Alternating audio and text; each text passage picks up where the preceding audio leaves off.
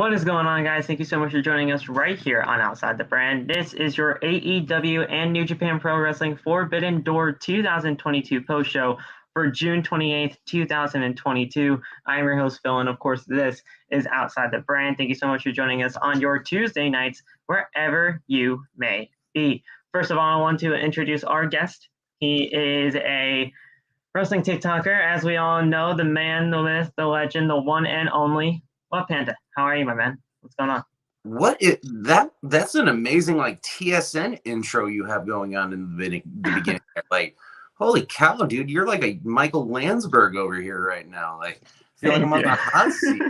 But yeah, really, honestly, thank you for having me. You and I talked a little bit about, you and I have known each other for a little while now, and for us to finally have one-on-one time besides for quick instant messaging each other occasionally, this is nice, man. So thank you. No problem, man. We've been wanting to do this for a very long time, getting you on the podcast, and it's been a special journey, knowing how we've come so close as to what we are now, and just growing the TikTok communities that we do. And it's been a great time on wrestling TikTok. And to be honest, I don't even think any of us were really going to have this type of opportunity or this kind of following that we do. It's an amazing journey for sure. I don't even have your following, Phil. Hey, listen, you're getting up there. Listen, it's been a long grind for sure, but hey, it is a grind when it comes to that. So, but yeah, it's a great time, and we've been wanting to do this for a little while. So first off, we all know that you were at the United Center for all of this. This was one of the best in-ring performance kind of pay-per-views that I've ever seen personally. And I have to say, dude, you witnessed history on Sunday. It's a big deal. That was a blur. That entire day is still such a blur. Because what a lot of people don't know is right before Forbidden Door was Warrior Wrestling. Right across the street had an event. Yep. So me, Russell's Mania, the Ace Nick White, we all went over to the Warrior Wrestling show. And the crazy thing is we got our tickets, and then you walk in the door, and you know how there's somebody that's always handing out flyers for the next events coming up. That was Maria Kanellis. Oh yeah. I'm just like, wow. Wait a minute.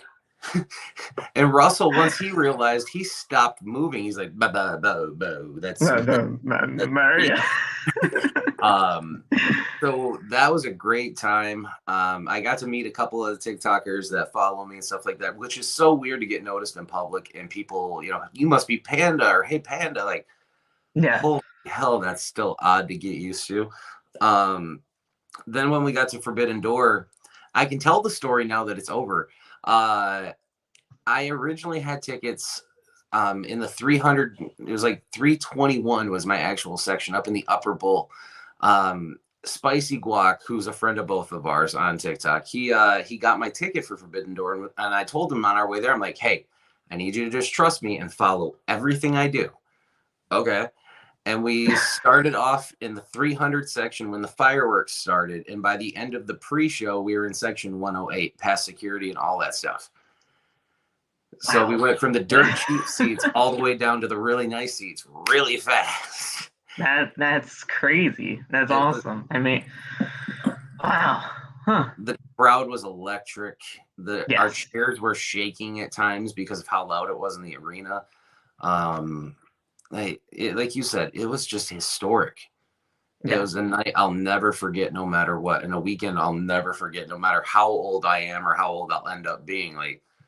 That will always be a moment. Plus, I was in the same presence as Kazuchika Okada and Katsuhori Shibata. Hiroshi Tanahashi and many more New Japan legends that are going to go down in history. Now, not to mention, I mean, we had all those names on the show, but there were some definite notable names that were not on the card. Bryan Danielson, CM Punk, and, I mean, obviously Kenny Omega with his injuries over the last few months. But with those names not even being there still, this was a fantastic card. They pulled it all together, and you know what? It kind of shows what the AEW and New Japan rosters can do, even with some setbacks. So, exactly. I mean, I thought it was great. You know, Phil, I'm going to give you an exclusive because I was going to do a video about this. And if you want, you can clip this, put it on the TikTok for you guys. I don't mind one bit. I want to address one situation about Forbidden Door that our good buddy Suplex put into a video about the people in the crowd that were walking out during the ladies' match. Yes. I haven't done a piece on this because I've been trying to figure out the verbiage I wanted to use correctly on this, because you know how I can get sometimes with my content. I want to explain something to people. When Suplex, and I mean, no disrespect to him, I love Suplex. He's a great buddy. Yeah, Tyler's great. Yeah, he's a fantastic human being. And this is no shot at him, no shade, no disrespect with what I'm about to say. This is meant at wrestling fandom. When we sit here and see the people in Tyler's comments that are saying, you know, stuff like, oh, well, that just shows how terrible women's wrestling is still, blah, blah, blah, the booking this and character development, that, da, da, da. No, let's change that narrative again, which has kind of been something I've always been trying to strive forward, is changing the ideology a little bit. And with the ideology of let's look back 10 years ago in women's wrestling. Let's look at the Butterfly Divas Championship. And let's think of like matches where you'd see, let's say, the Bella Twins against Beth Phoenix. And it's no disrespect to any of them, but when you would see that match on, let's say, a Monday Night Raw or a pay-per-view, you would see 45 to 50% of the crowd go out to the bathroom, go get a drink, go get a beer, whatever it may be. That was always the break time match. So when people are sitting here saying, well, 10% of the arena left, so I mean, that's still 1,600 people. Let's put it into a different idea. Is the women's wrestling ideology where it needs to be yet? No, but you got to figure going from 30, 40% people walking out to 10%, we're swinging in the right direction. It's not going to be fixed overnight. It's things that take time. It takes efforts like what Becky Lynch did in WWE with the whole man perspective, where she became one amongst herself. AEW is still working toward that, but we're not having the 40% of the crowd going out anymore. We're only seeing 10%, but we're still being fickle about the 10%. Let's look at where it was compared to where it is, and you can really look at it with a different set of eyes in that perspective. 100%. You know, the whole Thunder Rosa and her championship reign as of late, when it comes to the criticisms of the AEW women's division, it hasn't always been looked at as the best. But when it comes to those two ladies that performed in that ring on Sunday, Toni Storm, one of the best that they got going, and Thunder Rosa, who I've been watching since her Lucha Underground days when she was wearing a mask. We've come so far when it comes to women's pro wrestling, and we got to just continue growing on that aspect, and we'll get to where hopefully nobody leaves. And the thing is, it's not even them leaving that's really the issue. It's kind of just, you know, got to build upon this and build upon the women's division in AEW in order to get to where it really needs to be. And I think they did fantastic that night anyway for the times they were given. Exactly. And, you know, so many people complain about Britt Baker having the spotlight on every pay-per-view and things like that. She wasn't anywhere to be seen for Forbidden Door at all. No. This was a different chance. And let's be honest, Toni Storm is internationally known. She's from Australia. Yes. She did a lot of work over in Ireland and Europe and all of those things before she came to America. Toni Storm was already a brand before she became WWE or NXT Toni Storm. And people always have that WWE eyeshadow they always put on, where the second you go into that place, oh, we're going to put on that WWE logo a little bit here, a little bit here. No, that shit still washes off. And people always forget that, you know, it's not a tattoo that you were there. Very few people get that tattooed onto them. John Cena, let's say, The Rock. But other than that, people have opportunities to work instead of being fickle about, oh, well, you know, I don't like AEW's booking. Be happy that professional wrestlers have another place to look to instead of, man, I really wonder where this guy went to. Right. Where is that guy now? Oh yeah, he's over here. Fantastic. All right. We don't have to make things as negative as it has to be. Unless you're Vince McMahon, then it's all well deserved. Well, yeah. But you know, this was a great time for what it was. We got to see history on Sunday, and I'm going to be the first one to say, listen, I highly doubt that this is going to be the end of the Forbidden Door moniker. I do believe that we will possibly be seeing a Forbidden Door 2 somewhere down the line, possibly next year. Do you think that this could be a yearly thing? Yes, but I'm going to put yes with an asterisk, because do I think it will be Forbidden Doors or Forbidden Closet, Forbidden Window, whatever it may be, Forbidden Garage Door, whatever they want to call it? Well, do I think there'll be another event? Yes. But do I think New Japan will be the only brand involved at that point? No. No. I think New Japan was the tester for that one. And I'm not necessarily saying we're going to start seeing AEW only partnering with New Japan or only partnering with Noah or whatever it may be.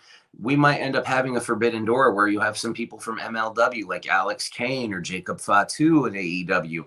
Then you might have some Impact in there too, a little bit of New Japan. Maybe you get the Great Muta from over in Japan to come over too. Jushin Liger might end up unretiring, putting the mask back on to come on over and maybe fight Sammy Guevara. We don't know. This now it's made the potential even more expansive, because now you're thinking of all the stars that we already missed that were injured. We could still have Punk versus Okada. We could still have Punk and Tanahashi. We could have Mox versus Okada, Mox versus anybody. Jay White is phenomenal. There's so much talent that the American wrestling perspective kind of puts blinders on because they only have seen WWE or WWF, where promotions outside of the WWE can still be really massive too, whether it's ICW, whether it's independents, really, even with the United States. You don't have to be Ring of Honor. You don't have to be NXT. There's a lot of fantastic independent promotions all across the country where you end up seeing those guys that end up in AEW and NXT. Yep. I mean, listen, this is going to be something that we're all going to have to monitor, see where things can go from here. Heck, maybe even we can bring back that AEW Impact partnership once again, and we can do something with that. But at the end of the day, Okada's not coming anywhere near it. No, not Impact, maybe, but I mean, but yeah, I mean, something down the line for sure.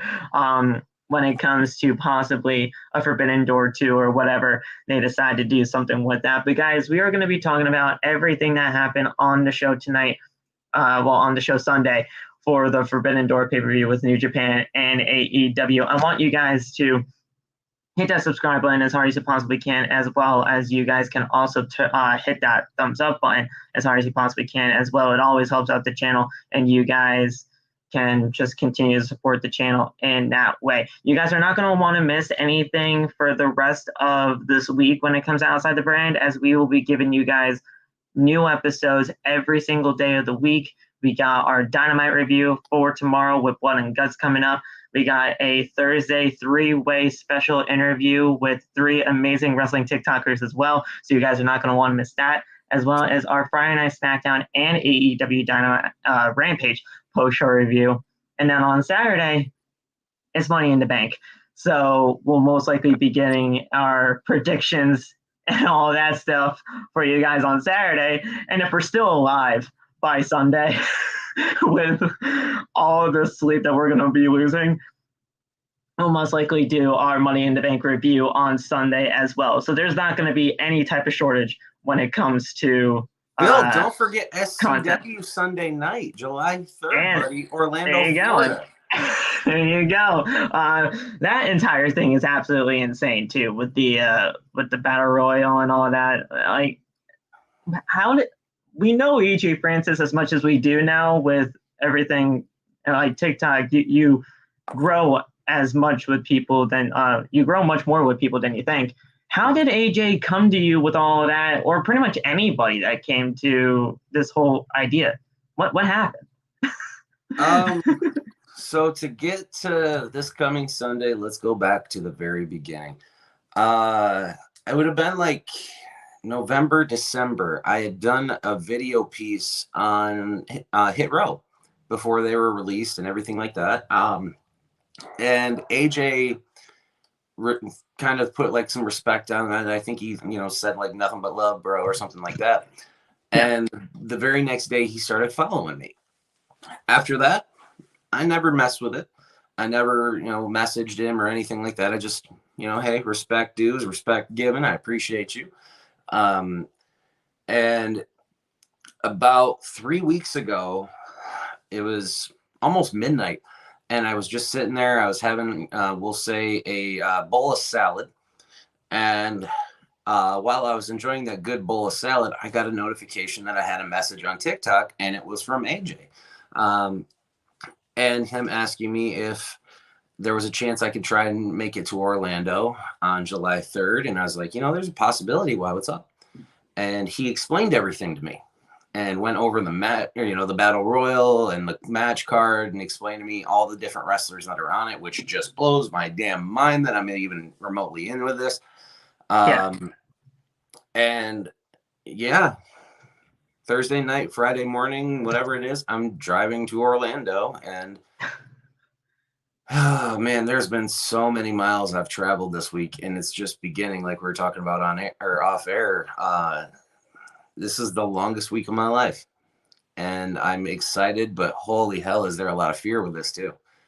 Kevin and I have done some really good storytelling, if you haven't noticed, on our TikToks.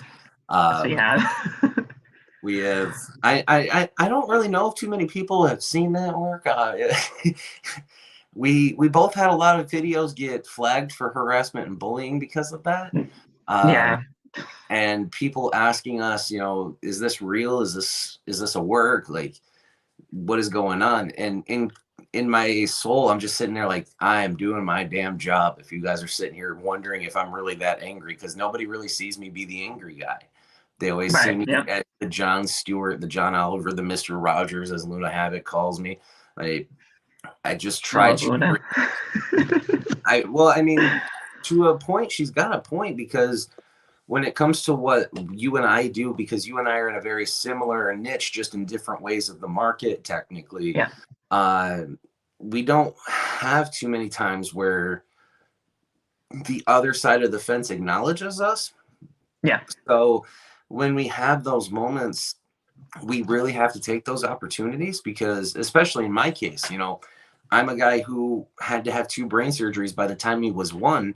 And I have been told throughout my whole life about how I could never step inside the ring. I have to do, I couldn't do this. I can't do that. I always have to worry about that. And here I am at 35 being my whole little DDP type of thing right now, minus the yoga. And 5-year-old me is losing his damn shit. 5-year-old me is losing it, remembering all the little times wrestling around on the couch and stuff like that, or whatever it may be, to knowing that, we're stepping inside finally. And I'm one of the smaller guys in the match. Let's be honest. Kevin is a very big dude. He's a very big man. I love Kevin personally. Kevin is like 6'4", 6'5". He's 320, 330. He's a big boy. But I'm going to beat his ass on Sunday. Talk your shit. You're good here. Let's go. But no, I love him too. He's just a great guy, and he's always been respectful to me. And I mean, pretty much anybody that I've come in contact with whenever this whole wrestling TikTok community grew together, that everybody just really loves supporting each other. And it's just a great thing knowing that. We've changed a lot in 6 months, haven't we? Yeah, I mean, you can see all the camaraderie when it comes to even the new ones that come along into the wrestling TikTok space, and we're all just trying to shout out each other, get people to 1,000 so they can go live and all that kind of stuff. And it's just been a great time. It really has. I hate taking the term away from Moxley, but we've done a paradigm shift. People like Heel Kevin, people like yourself, people like, Josiah, people like, Tyler, and hell, we could go on and on. CPG, our good buddy that I saw over the weekend. And I'll tell you some news off air, but I can't tell you on air. But you'll be excited to know. Even with the ladies, Wheezy and Lana and Dee and all the phenomenal women content creators that are out there, we have completely changed the culture. And it only took 6 months. And that was a clock that even I didn't think was going to accelerate that quickly. Because wrestling culture is very toxic. And we do have a very toxic fandom that we deal with. But knowing that there's accountability. And it's not as much hiding behind the keyboard because nobody's going to call me out or, whatever it is.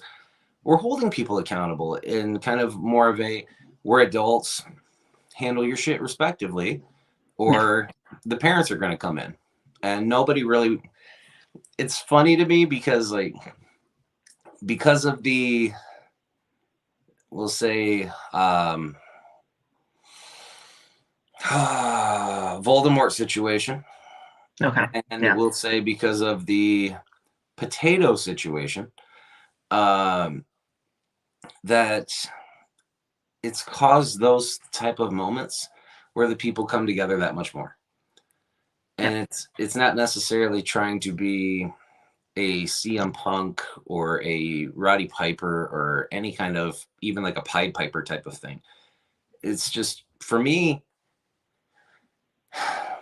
without kind of sounding selfish or self-centered, I have the balls to say a lot of things that people don't have the balls to say because they're afraid to say it, or they're afraid of the repercussions, or just because they're afraid of the other person. Let's be honest. Is Ryback a scary individual? Yeah, he could be. He absolutely could be. That walking French fried potato, he looks awesome. He's he's a shredded little potato. But how do I put this so PC for your show, Phil? He is okay. He is the Alex Jones of professional wrestling. Alex Jones of InfoWars fame. Alex Jones tries to put out a message that is very radicalized, but the only way he can put out his radicalized message is by putting out and pushing his bullshit products like a snake oil salesman.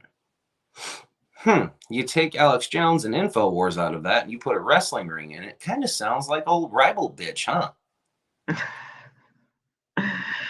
Pretty much, yeah. I mean, and this is why the guy won't debate me. Yeah. But thing is, hey, but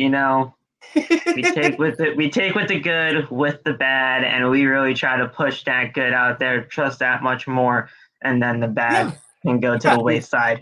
And that's kudos to people like you, though, Phil. That's kudos to people like you. That's people like Josiah, people like Tyler, like I mentioned a little bit ago, because you guys all put out a very positive, forthright discussion.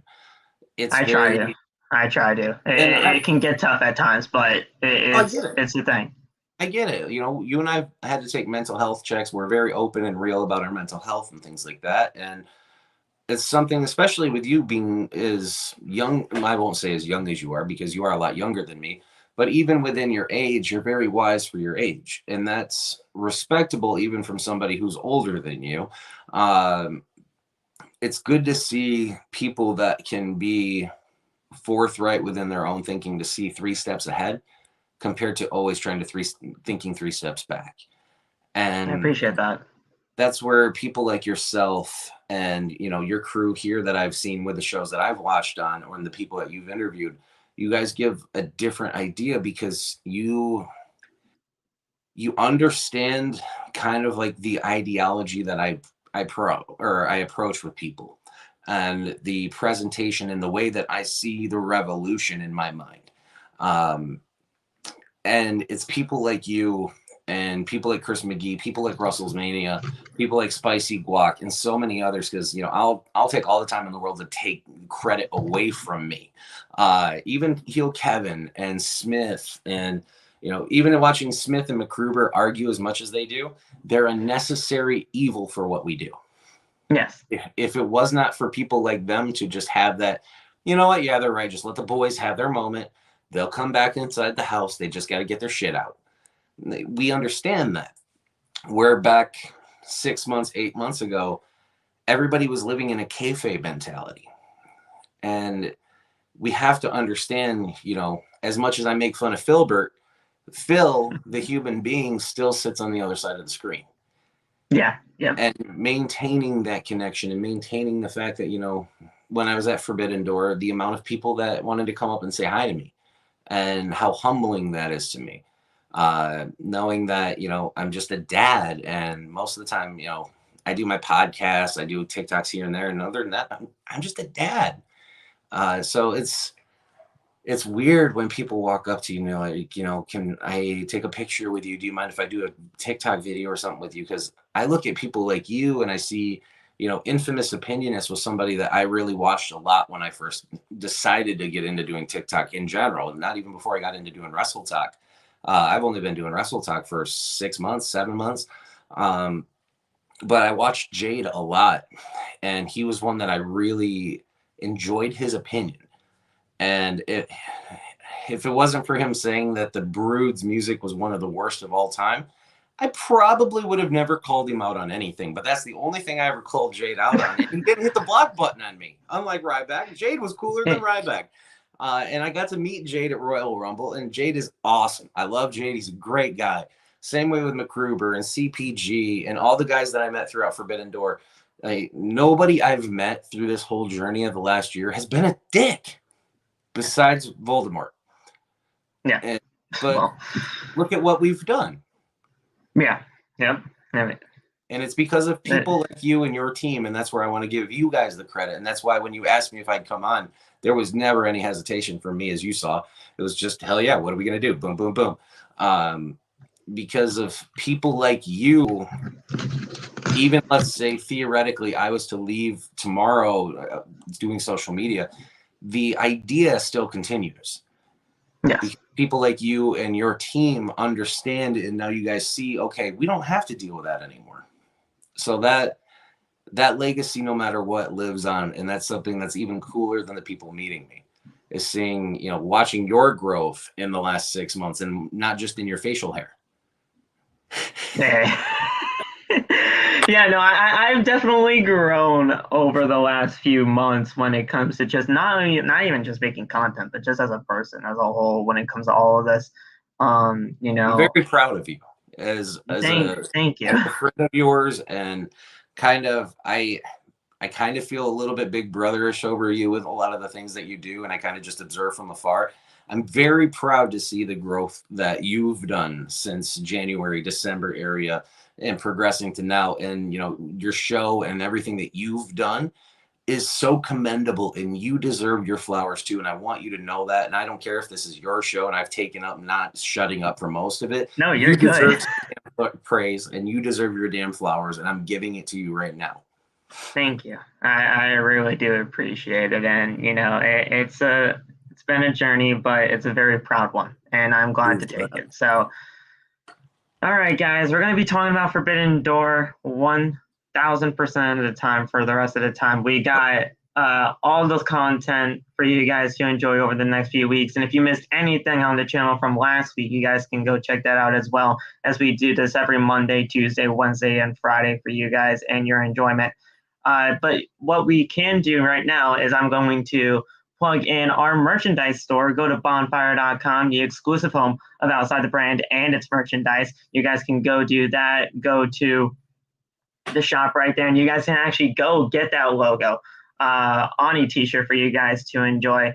And you guys got also, when it comes to the summer, when it comes to the fall and winter months, you guys can go get your hoodies and all the other stuff that is on that merchandise store. So go to bonfire.com, the exclusive home of Outside the Brand and its merchandise. All right, guys, let's get right in to the show. We had a great, we can talk about the buy-in for a second. You guys got to saw four matches on the buy-in, and pretty much the pre-show or whatever. One of them wasn't even announced, and that was the Lance Archer match.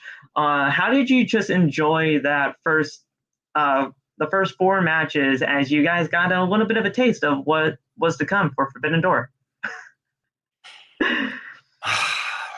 3 words, Phil. Scissor me, daddy. Oh my God! Yes. The Acclaimed. Freaking love them. Are just the absolute best. Even to the point where we were doing the whole Scissor me, daddy in our videos throughout the entire night. It didn't matter if it was just me and one buddy. If there was like 4 or 5 of us, there was like massive scissor hand going on and everything like that. Those guys know how to be entertaining on a whole other level. And Got to see him when they were in Bridgeport, and it was great. Max Caster and those the Ass Boys and Daddy Ass and that whole thing that they have going is just so great, and it's so natural to see it just happen progressively. And the match quality, as far as everything, the Lance Archer and Camarado match, like you said, very unexpected, but a nice surprise. I'm not a massive fan of Nick Camarado, but watching him live, it gave me a little bit of a new respect for him. For it being a buy-in, though, extremely solid. Yeah. There wasn't really any bad match besides the ending to the one match that I was waiting the most for. So, I mean, we had I'm gonna butcher so many names on this card at some points. So it's Hiroki Goto and Yoshihashi. That was Bishamon or Goto. They had their match against the Factory and Aaron Solo and QT Marshall. I didn't feel like that was a bad match by any means for the time that they were given. Goto and Hashi. They were first brought into me when this match actually happened. I never really heard of them before. So getting a look at those two, really, they did a bang up job. I was very impressed for what they did. So it was awesome to see that. Check out a lot of Goto's old work too. Goto is a phenomenal talent in New Japan that people, just because, like I was saying earlier, the American blinders are on. I will straight up say Kazuchika Okada is the greatest professional wrestler that is breathing on this planet right now. And I will take that probably to my grave. Everybody's going to have their AJ Styles. Everybody's going to have their Seth Rollins or their Will Ospreys, whatever it may be. It's always Kazuchika Okada to me. He works with every single style. He builds a story within every single match. And even people that complain about, well, don't you hate seeing him try to do the Rainmaker over and over and over throughout the match? No, that's what the part of the beautiful story that is Okada is how close he gets to closing it, because that's the Japanese style. You want to try and end it quick, because think about a fight. If you know that your uppercut's your best punch, guess what you're going to try to hit the most in a fight? That damn uppercut. Right. So why aren't you trying to hit that finisher as much as you can? And if you get out of it, okay, I got to do a little bit more. People overlook that when it comes to professional wrestling storytelling, and that's where people like Okada, people like Omega, people that worked in New Japan a lot that didn't get a lot of American exposure, besides for Omega now, really. Hopefully with Forbidden Door, it kicks down a lot of those doors. So people like Goto that you can kind of take a new respect for, or people that didn't know who Hiroshi Tanahashi is, or Hiromu Takahashi, even. Yep. Kazuchika Okada, Zack Sabre Jr. There is so much phenomenal talent. For people that did not know who Will Ospreay is, you will never forget who he is now. Yeah, it was great knowing that those two were actually able to get on the card, and they were really impressive to me. So I am definitely going to check out more Hiroki content, and we'll see where that goes from there. We had the Lance Archer and Nick Camarado stuff. That was a good one for what it was. Lance Archer got the win there, and I actually saw a little bit of Nick Camarado when AEW was in Bridgeport. They were doing the Dark Elevation tapings, and Nick Camarado was on there. He's not bad for what he is. I just think he needs to get a little bit more exposure for himself. And obviously with the Rampage Dark Elevation tapings, that's only going to get him to be a better pro wrestler as it is, and it's only going to make him that much better. Yeah, it's kind of like learning how to cook when you're younger. You first start cooking, well, man, I feel like I need to put a little bit of pepper in this. Oh, that's too much. Got to bring it in a little bit. Now I'm missing something else. Oh, let's try the salt. You got to find that blend. And that's another thing that Japanese wrestling does so well, especially New Japan, is sending their wrestlers or their young boys on excursions to different countries to learn that style. Desperado, who was on the card, he trained in Mexico with Los Ingobernables and stuff like that. You figure Naito. Look at Naito's whole gimmick and put that directly from AAA and CMLL. That's all he did. He just took that Lucha Libre style over. Poor Okada had to be a damn butler. Yeah. There's not a lot of times where Japanese wrestlers have a failed excursion, and I'm not even going to say Okada's excursion was failed. He'll say it's failed. But even look at what Japanese wrestlers have done with, Jushin Thunder Liger, Great Muta, Masahiro Chono. There's been so much Taka Michinoku. He gets so... People like Taka always get a rap because of the way WWE booked them as typical, WWE typical Japanese or foreign counterparts. They've never really given it a solid respect until Shinsuke Nakamura came. Yeah. And guess where he came from? New Japan. Right. I mean, yeah, so it was good for what it was. Lance Archer got the win. Now, I love Lance Archer. I've actually gotten a chance whenever I do like my live tweets for the show or whatever. He and I actually have talked on Twitter like multiple times or whatever, just because he's seen my tweets and everything. He's always been so respectful whenever I give like opinions and everything like that. And he's just a cool guy. I made a joke good to see him. There actually because I watched Lance when he was under Lance Hoyt in TNA back in 2006 at Bound for Glory 2006. He was there, and to see him wrestling for AEW 16 years later is awesome. Only counterparted by the fact that I saw Sting in 1997 and that same time in 2006, and here I am at 35 saying I saw Sting multiple times now, and he gets better every year I've seen him. He was also in WWE as Vance Archer all the way back then. They didn't really know what to do with Vance at the time, and they never really gave him a shot.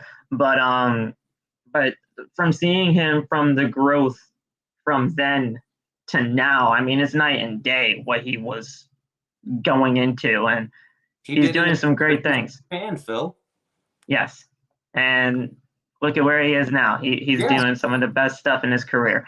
So it's great to see. We also have Swerve in Our Glory and Keith Lee and Swerve Strickland. They took on Suzuki-gun. Swerve's house, baby. It's Swerve's house. It's Swerve's house. I love Isaiah. Isaiah Swerve Scott from WWE, but like Swerve Strickland is great. Baby. Keith Lee. They took on Suzuki-gun and El Desperado and Yoshinobu Kanemaru. You actually got it right, Yoshimori Kanemaru. Hey, you Kanemaru.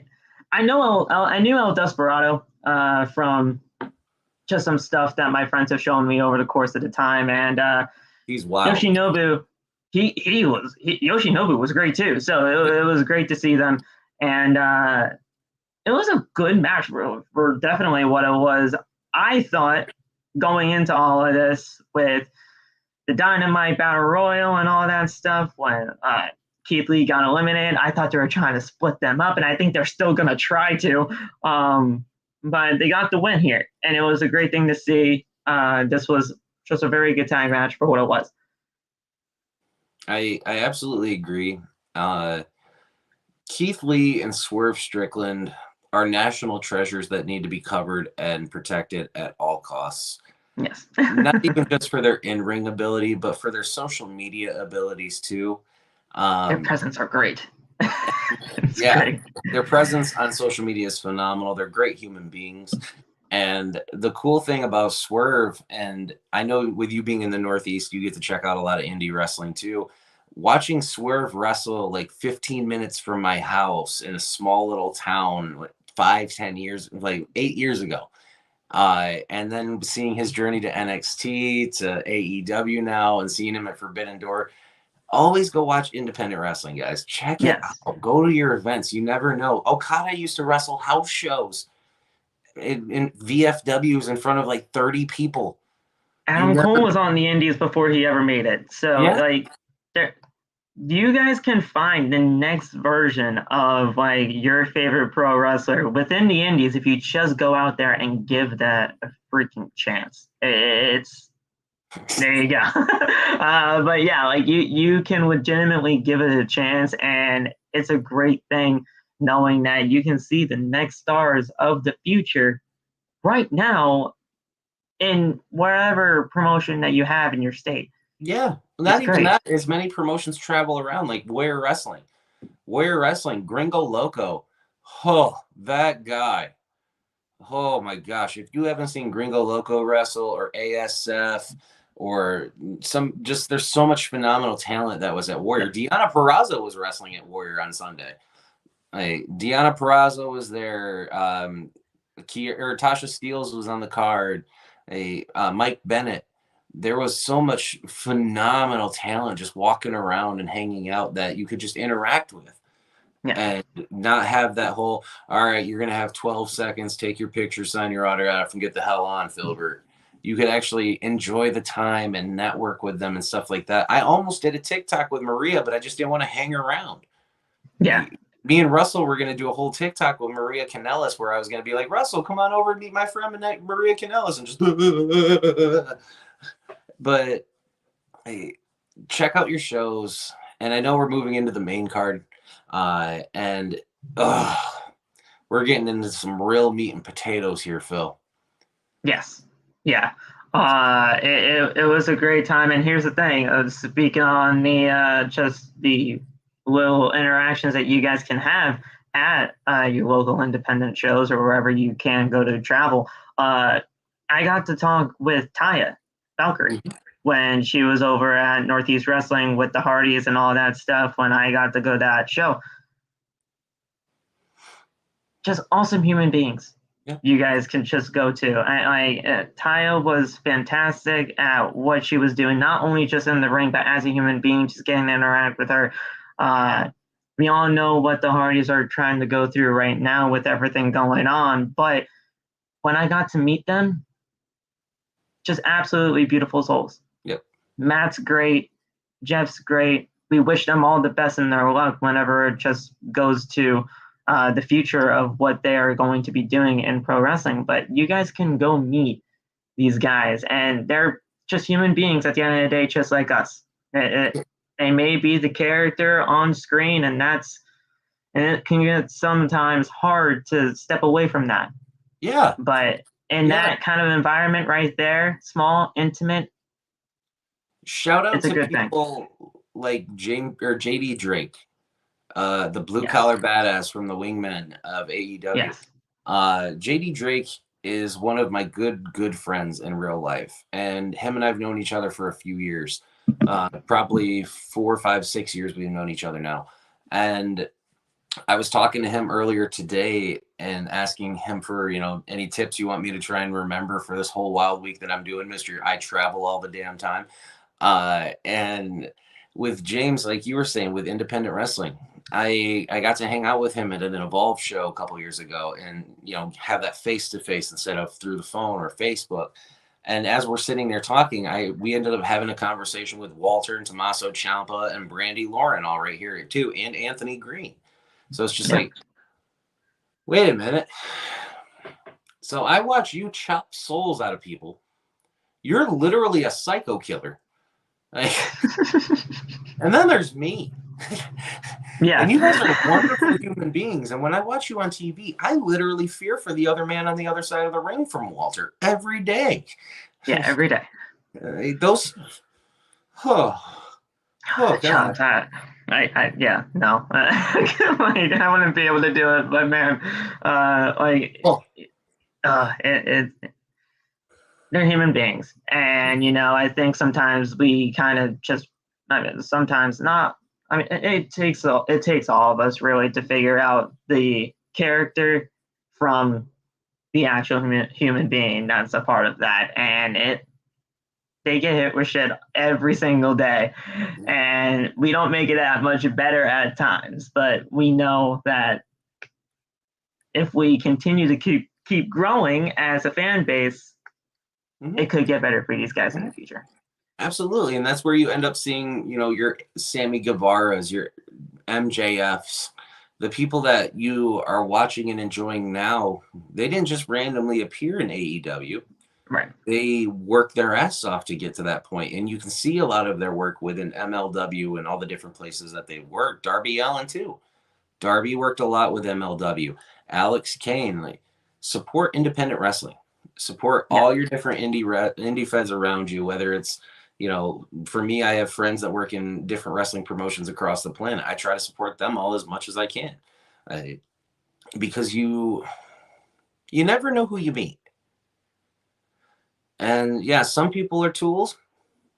Even in the wrestling business, there's some people that are tools. But, you know, there's people that are really good eggs. People, you know, and like you were saying, trying to break the fourth wall on some of the wrestlers and say they're really nice human beings. Fans tend to forget that they are human beings. Yes. And that's a very hard thing to have that disconnect on, unless you're MJF. MJF will just feed into all that hate and heat and give it back to you tenfold over. But with most people, you got to figure when you send those mean, angry tweets or those sexually degrading tweets that you guys send, I'm not saying all do, but when you do, you got to realize that there's another person on the side of that. There's, you know, as much as you talk about Britt Baker, let's say, Brittany Baker is still a real person. Yes.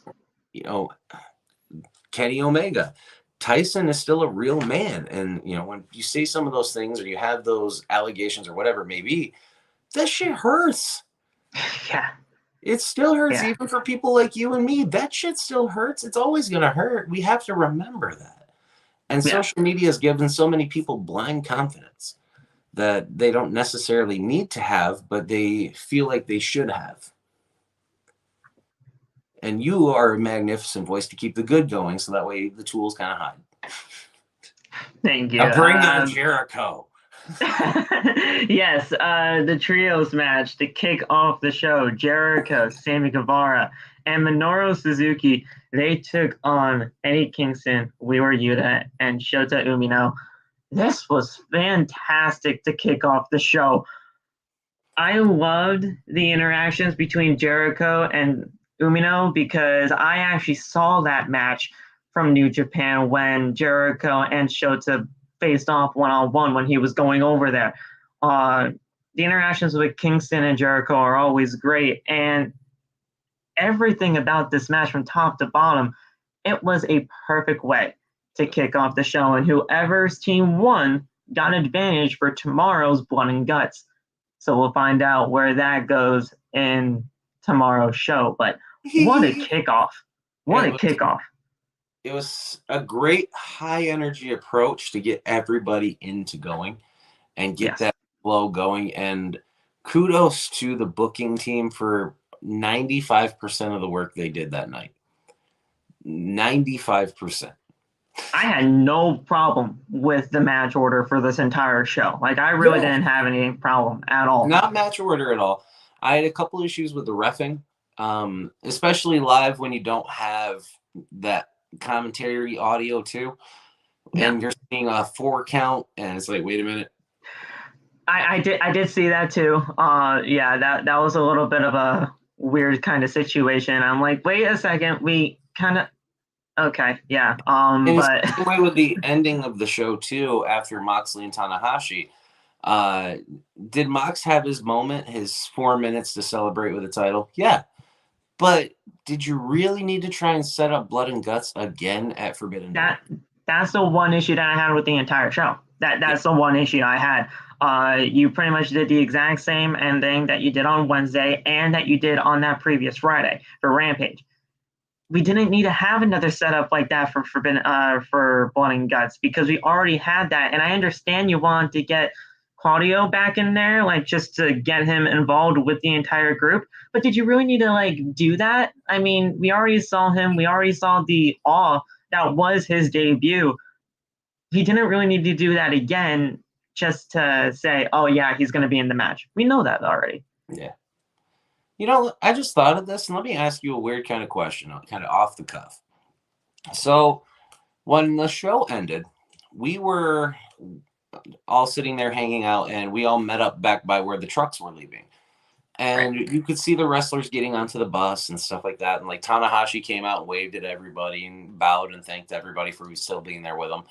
But let me ask you kind of a weird question. So we have Blackpool Combat Club. Name me all the members of Blackpool Combat Club there, Philbert. Bryan Danielson, Wheeler Yuta, Jon Moxley, and Claudio Castagnoli. And William Regal, of course. There we go. So we're watching the people get on the bus and interacting with the fans and stuff like that. You see Wheeler Yuta. He puts his bag on there. He waves at everybody. He gets on the mega bus with everybody. You see William Regal put his bag on the bus, waves at everybody, gets on the bus. No Moxley. No Cesaro or Claudio. None of the other Combat Club got on the whole group bus with everybody. Doesn't that seem a little bit odd to you? It does. But I don't think Brian was there because of his injury. I get it, but I'm aiming it more at Mox and Claudio. But the fact that Claudio and Mox didn't get on the bus, that is kind of a little bit awkward. You see what I'm saying? Don't. Maybe they traveled together. Maybe they traveled together. I don't know. Maybe they had their own car, but maybe. Then again, we don't know. Because Tanahashi got into a car by himself with a driver and he got off. And same way with like Shibata. And, I get it. They're trying to get to the airport, stuff like that, get back home to their families. Because, of course, it's a long-ass flight to Japan. People tend to forget that. Japan's not just a couple counties over. So it was kind of odd to me to see so much fantastic talent getting on the bus together. Sammy Guevara, and all those pillars and stuff like that. But you see William Regal, which is very NXT of him to want to be with the young guys, but none of the other vets of the BCC. Aiden has a good point here. They were a part of the media scrum that happened after the show. I did not have the media credentials for that, so. They were a part of the media scrum. You're right about that, Aiden. I forgot about that. They had Thunder Rosa. Yeah. Yeah, they had Thunder Rosa, Jon Moxley, Tanahashi, not Tanahashi, Jay White. No, it was one. They had Jay White in there, yes, and all that stuff there. So yeah, you're right, Aiden. Yeah, good job on that. I forgot about that. They definitely had the media scrum, and I should have known that because I watched the media scrum as soon as the pay-per-view went off. So it's always just a fun time watching those media scrums because it does take a little bit of the blur off from reality to their character.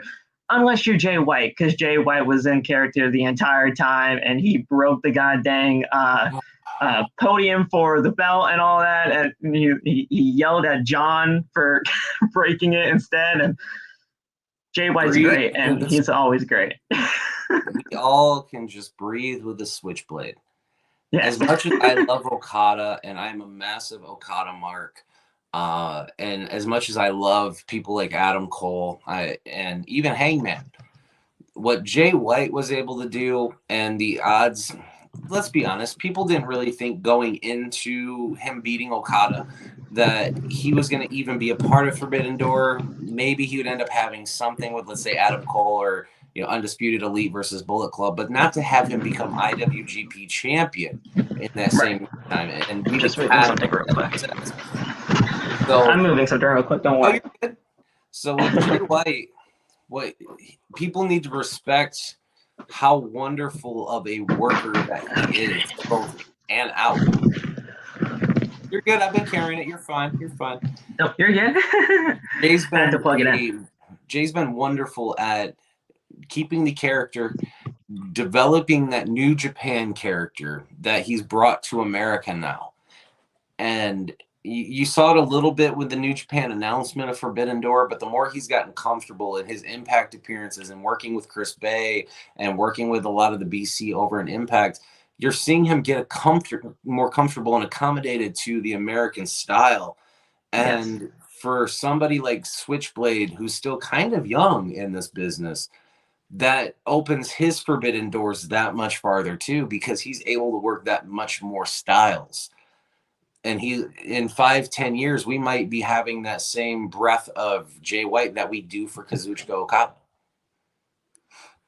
Yeah, it's a great thing knowing that, Jay White's over here in the States. I got to know a lot more about him just by watching. I watched Impact to get to know him too, but I also seen some of the stuff that he did in New Japan. He's obviously fantastic at what he does. It's a great thing knowing that, the IWGP World Heavyweight Championship, that got to have a big spot on that card. And, you know, we'll get to that, but it definitely had some ups and downs during that match, but we hope that everything is okay there. Jericho, Sammy, and Minoru Suzuki, they did pick up the win there as Jericho hit a Judas Effect on Umino and got the win 1-2-3. It was a fantastic way to kick off the show, and there was no shortage of another great match that happened, which would have been the IWGP and Ring of Honor World Tag Team Championships being not unified, but having the winner takes all type of aspect with Jeff Cobb and the Great Khan, with Roppongi Vice and FTR having an absolutely fantastic triple threat tag match or 6-person tag, whatever you want to call it. It's usually a triple threat for us, but just because we're so used to that kind of a terminology. FTR is the best tag team on the planet. On the planet today. Thank you. Yes. 100%. No question. I put them up there in that Dudley's conversation of one of the best tag teams of all time.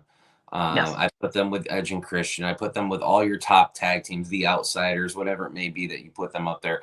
FTR has to be up there. Not even just for their effort at Forbidden Door. Forbidden Door was kind of a crescendo of the things that they've done so far. And Cash and Dax, the storytelling that they did in ring during Forbidden Door, and like that moment afterwards, those guys went from naturally heels to the fans making them the biggest babyface tag team that AEW has. Yes. And it's no short such an organic or the United Empire either. Though they both did phenomenal jobs in the tag team match as well, but this was FTR's moment. And it was such an organic type of change for them as well, going from heel to that just organic type babyface that we all just love. You know, they were a part of the media scrum too, and they had their questions asked about how really this turn from just absolutely going from this heel type of gimmick to what they are now. And they're like, honestly, we never even expected it. We never expected this at all, because once the music changed and everything, so did kind of our aspect and our personality and just how we really just started getting into this. I mean, the fans, every single time that music hits, everybody's dancing, having a good time.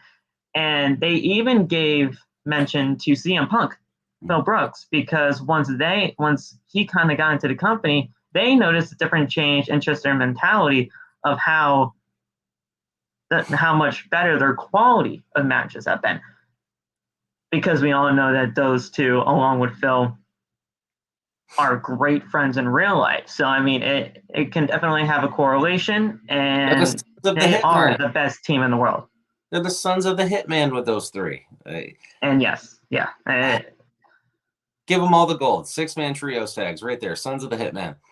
Listen, you have those AEW Tag Team Championships as well with the Young Bucks. I'm not saying that I'm not saying we need them right away, but you know, we will be getting FTR and the Young Bucks once again. I mean, that's almost an inevitable at this point. But you got the IWGP, you got the Ring of Honor World Tag Team titles, and you also have the AAA Tag Team Championships as well. They have those under their belts as well. It's going to be a lot of workload, but they've said on countless occasions that they're going to prove that they are the best tag team in the world, and they are doing that right now. It's night and day what they used to be to now. And you can't be happier for those guys. Yes. From having the whole jock itch situation that they did on Monday Night Raw and shaving each other's back bullshit, to being the best damn tag team on the planet, which is all they ever wanted to be. Especially if you look at their NXT run, take the WWE part out of it. Just have their NXT run and then progress it right into FTR, and you see the revival being FTR. If you put in the WWE side of it, you see the hokey bullshit. Yeah.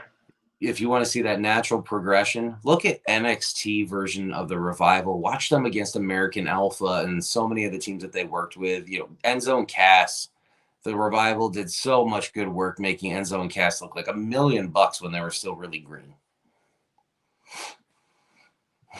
I'll always say this that. goes to the testament of how they are. I mean, this is so good. I mean, we had Roppongi Vice. They hit a Storm Zero cover, and then Cash broke it up at the count of 2. A very close 2 count, may I add. That was a very close one at that. Romero, who with a victory roll for a count of 2. Then he hit an inside cradle for a 2.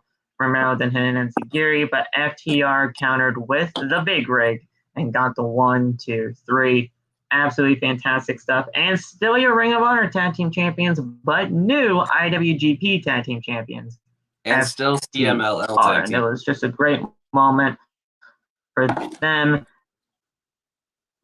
They had that too. So, I mean, they're like the belt collectors of tag team wrestling right now, and it's a great thing to say. Then we had the first Fatal 4-Way of the night, which was the All-Atlantic Championship between Pac, Miro, Clark Connors, and Malachi Black. This is my first time seeing Clark. Not gonna lie, I want to get that out there in the open now. It was a great showcase for him against these 3 guys with Malachi, Pac, and Miro. And we got our new and first ever All-Atlantic champion in Pac. I'm very proud of him. Very proud of him. That was the second best match of the night, I feel. Okay. If you would have took my best match of the card is coming up here shortly, and I think you and I probably have the same match of the night. But that one, if you watch it again, easily could be the second best match on the card. Yeah, this was great. I wanted Malachi Black to personally win it because, I mean, we've been seeing so much of the House of Black not really getting the recognition that they really should be deserving of right now. Obviously, Buddy Matthews is out with an injury right now, and that's obviously, we wish him all the best there.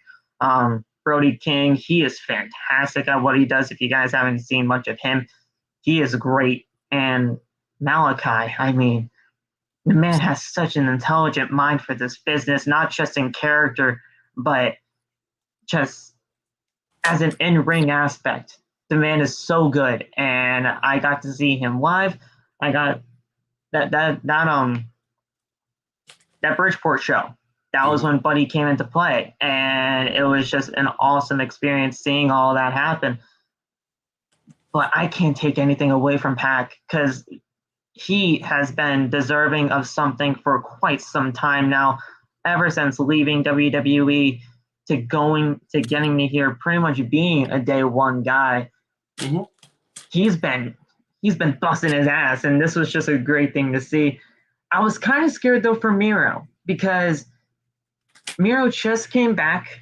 We all know how he just came back and all that, and I thought they were just going to skyrocket him to this championship because of just how things were panning out on TV.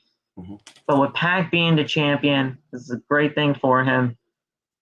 And I can't take anything away, especially with Clark Connors too, because this was a great showcase for him. Yes, you are absolutely right. I have to back out for a little bit. My phone is at like 1%. I apologize. I'm going to try and get back, okay? So let me try and get plugged in and everything. I'll be back in just a little bit here. I got you. So yeah, this was a great match for you guys to witness here for the first ever All-Atlantic World Championship. Not Atlantic World Championship, but the All-Atlantic Championship here in AEW. This is a great mid-card title for these guys, and I wouldn't even count it as a mid-card. This is their version of, I'd say, the Intercontinental Championship. We all know what they're trying to do with all of this, bringing in these international guys to get there, and it was just a damn good match.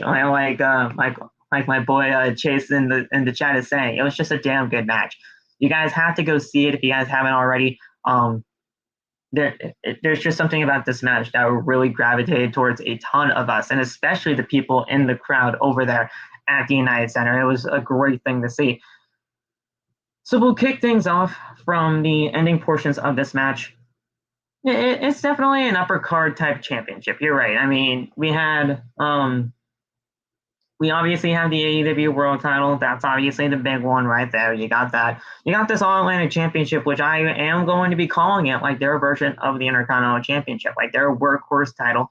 You get this, and you can possibly be that next guy up to be something within the company.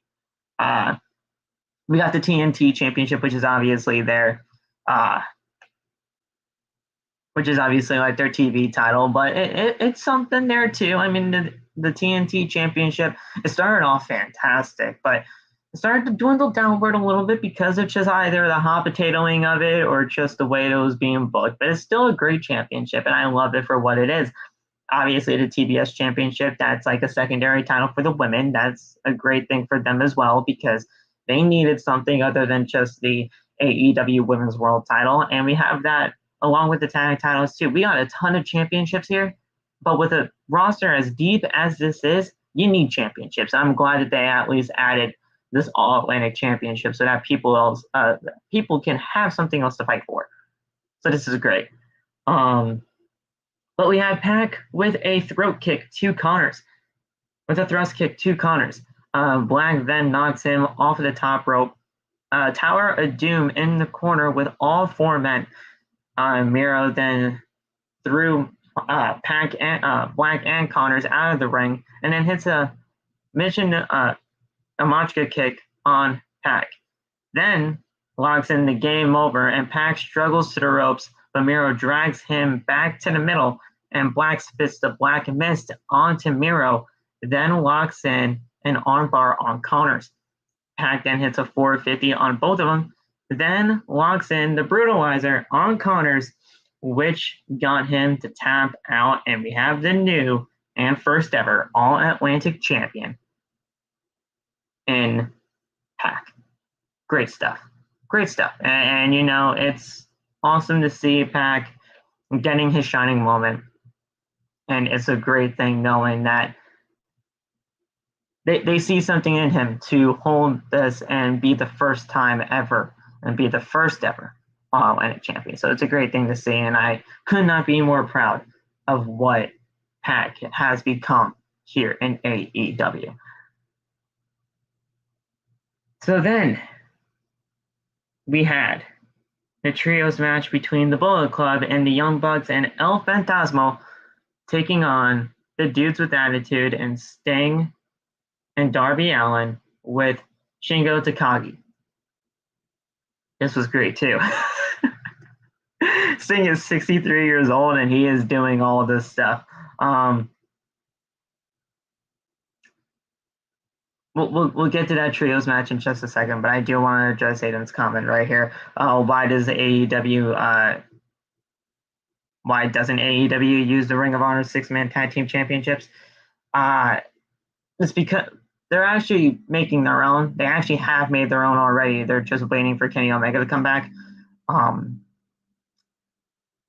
the thing is, they made their own championship so that they can keep the Ring of Honor championships separate from AEW, which I honestly commend, and I think that should be the case. Because if Ring of Honor is going to have this TV deal like Tony Khan is really alluding to and really wanting to happen, they need to have their own separate championships and they need to have their own separate identity. So you have all those championships be separate while still using them on Ring of Honor TV in case if you have to like build up a story, like they're doing with Jay White and Samoa Joe for the Ring of Honor Television Championship. You guys can definitely do that. Like you guys can have these guys be on AEW TV, but if you still have that entity of them being from Ring of Honor and having a Ring of Honor championship, that's what I like. I like that. And, you know, they have their own separate identity, which it really should. And just because Ring of Honor is under the AEW umbrella and that banner doesn't mean they just have to merge championships. You can have it still be a separate identity. And the Righteous really do, the Righteous who has those Ring of Honor tag team 6-person tag team championships. They deserve to have their own rights when it comes to that, and I think it's a good thing. Once Kenny Omega comes back, though, then we'll be able to get the AEW 6-person tag team championships up there in the running.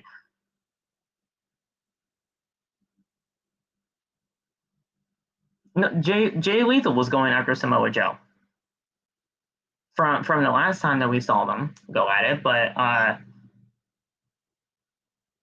yeah, I mean but yeah, the 6-person tag team championships will come to AEW. It's just winning Kenny Omega at this point. But yeah, we had this trios match with the Bullet Club and the Young Bucks and El Phantasmo taking on the team of Dudes with Attitude with Sting, Darby Allin, and Shingo Takagi.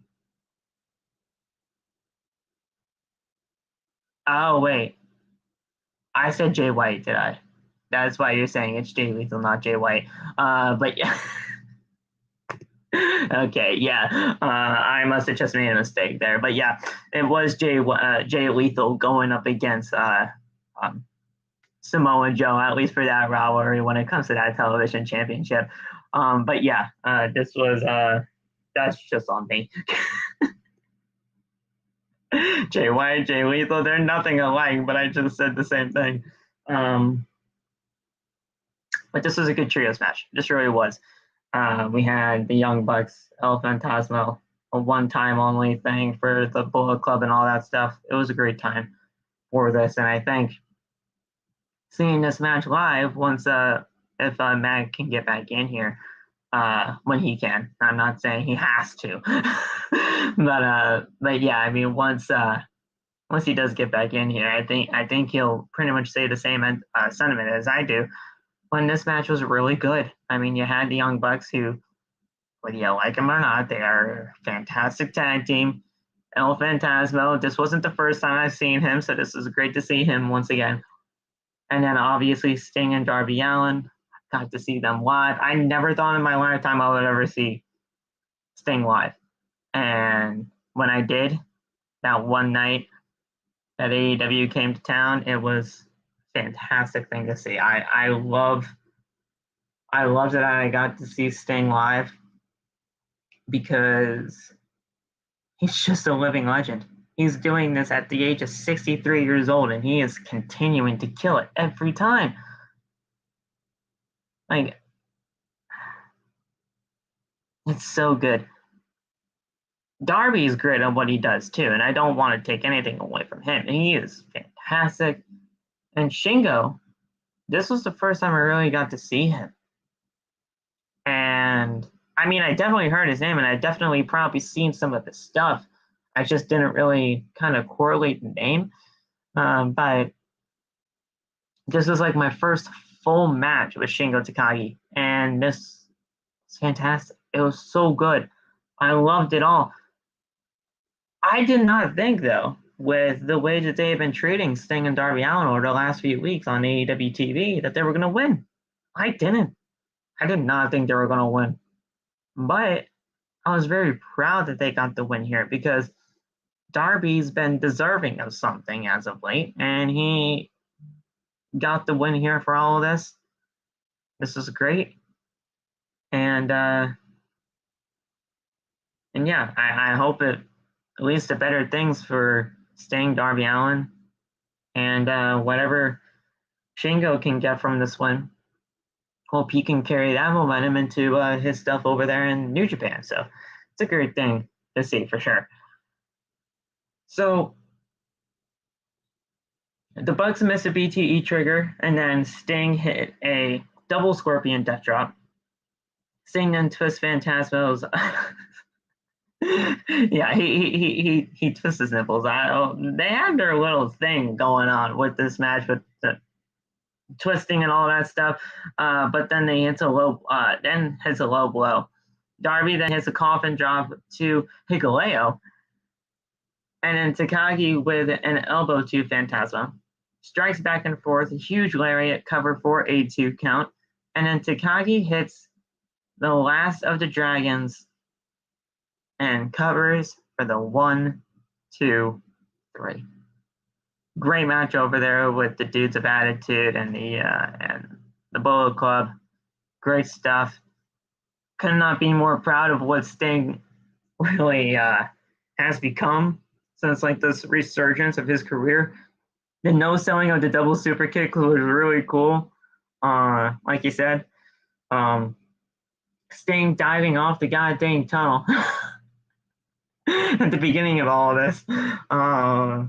It was so cool to see. I love it. I got to see Sting live, and I'm never going to be able to forget that because I never thought I would be able to do that. So it was a great time, and the Dudes with Attitude, they got the win over the Bullet Club. I did not expect it, but it was great to see nonetheless. Then we had the AEW Women's World Championship between Thunder Rosa and Toni Storm. Thunder Rosa needed this one tonight. Not tonight, on Sunday. She needed it. Not saying that Toni Storm is bad by any means. Not saying that Toni Storm doesn't deserve her flowers. She is fantastic at what she does. But with the way that this AEW Women's World Championship has been treated over the last few months when it comes to just the booking of the women's division, this needed to be done. She needed to retain the championship. I'm glad she did. And I hope that this match right here, because this match was great, I hope this match right here is a catalyst for things to come when it comes to the women's division here in AEW. Thunder Rosa wants the best for this women's division. Toni Storm is one of the best in this women's division. The fact that these two, they got to work with each other on Sunday, with Toni's experience from all around the world, with Thunder's experience as well, I knew we were going to see something good here on Sunday. And we did. But Thunder Rosa needed to keep this championship so that she can continue to prove herself and to push the barriers for what is to come for this women's division. There was no ifs, ands, or buts about it. They needed to have Thunder Rosa retain here, that they can figure out what the heck is going on with this women's division and why it's not really captivating the audience all that much. Now, yes, like Panda was saying about Tyler's video, and again, there's no disrespect to Tyler in all of this, but the fact that, I mean, people left, yeah, but the fact that this was still a great match, and a lot of people still stayed for all of this, it really shows the progression of what is to come for this women's division, and I'm going to be more proud of all of them, knowing that, and we'll see where things go from here. Thunder Rosa retaining this championship, it doesn't hurt Toni one bit. It doesn't. And we are going to be seeing the next chapter for the women's division, and we'll see where things go from there. So this is a great match, though. For what it was, for the 10 minutes that they got, they had a great match, and it was good for the time being. So we had Storm hitting a running hip attack. That running hip attack always scares me. She runs at that with such velocity and such force that kudos for everybody that's able to continue to stay cordial and to stay safe when that move is being done, because she hits that thing with such velocity. And wow, what's up, man? Hey. Hey, Panda will be back. He just has to do some things, being a dad and stuff. So, Cool. So he's back. we talked a little bit before with some of the other matches that happened. So I'll just run them real quick for you to just get some of your opinions out there real quick.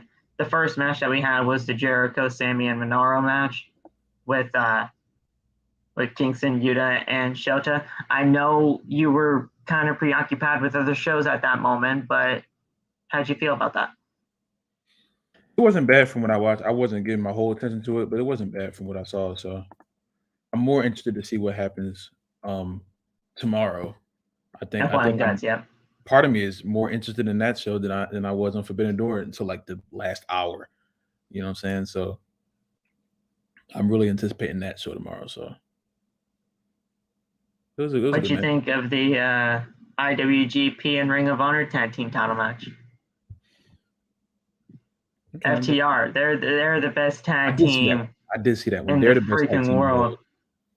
Best tag team in the world. No questions asked. I'm sorry. Jeff Cobb, Great O'Khan, and Roppongi Vice, they hold 3 tag team championships. Do FTR now. FTR they're the best tag team in the world. I hope everyone knows that. Panda said his sentiment on that one as well, saying that they are the best tag team in the world, and he was there live, so he would know.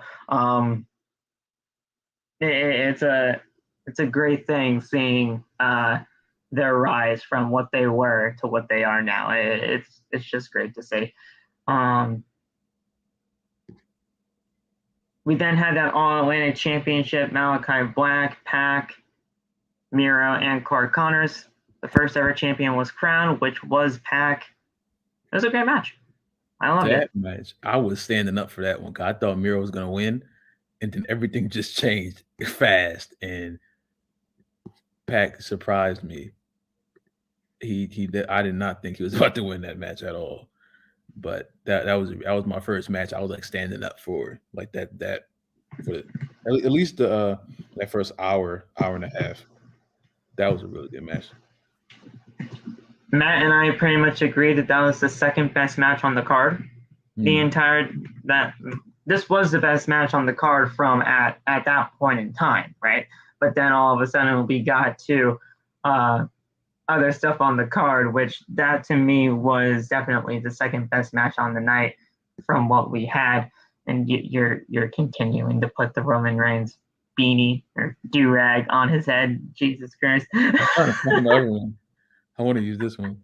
I was trying to find out. So it is great knowing that Pac, from what he was back in WWE to where he left, and then all of a sudden coming to AEW, being really a day one guy, him getting his flowers to get a championship in this company. It proves that they at least have some type of direction for him, and the fact that this is pretty much going to be their version of like an Intercontinental Championship. That means a lot. And, having to be the first ever champion for this type of a title, couldn't be more proud of Pac. I'm worried about, I am worried about how they go as far as like defending this belt. Like if it's going to be like a every week kind of thing, or they're just going to integrate it into like the world title kind of stuff.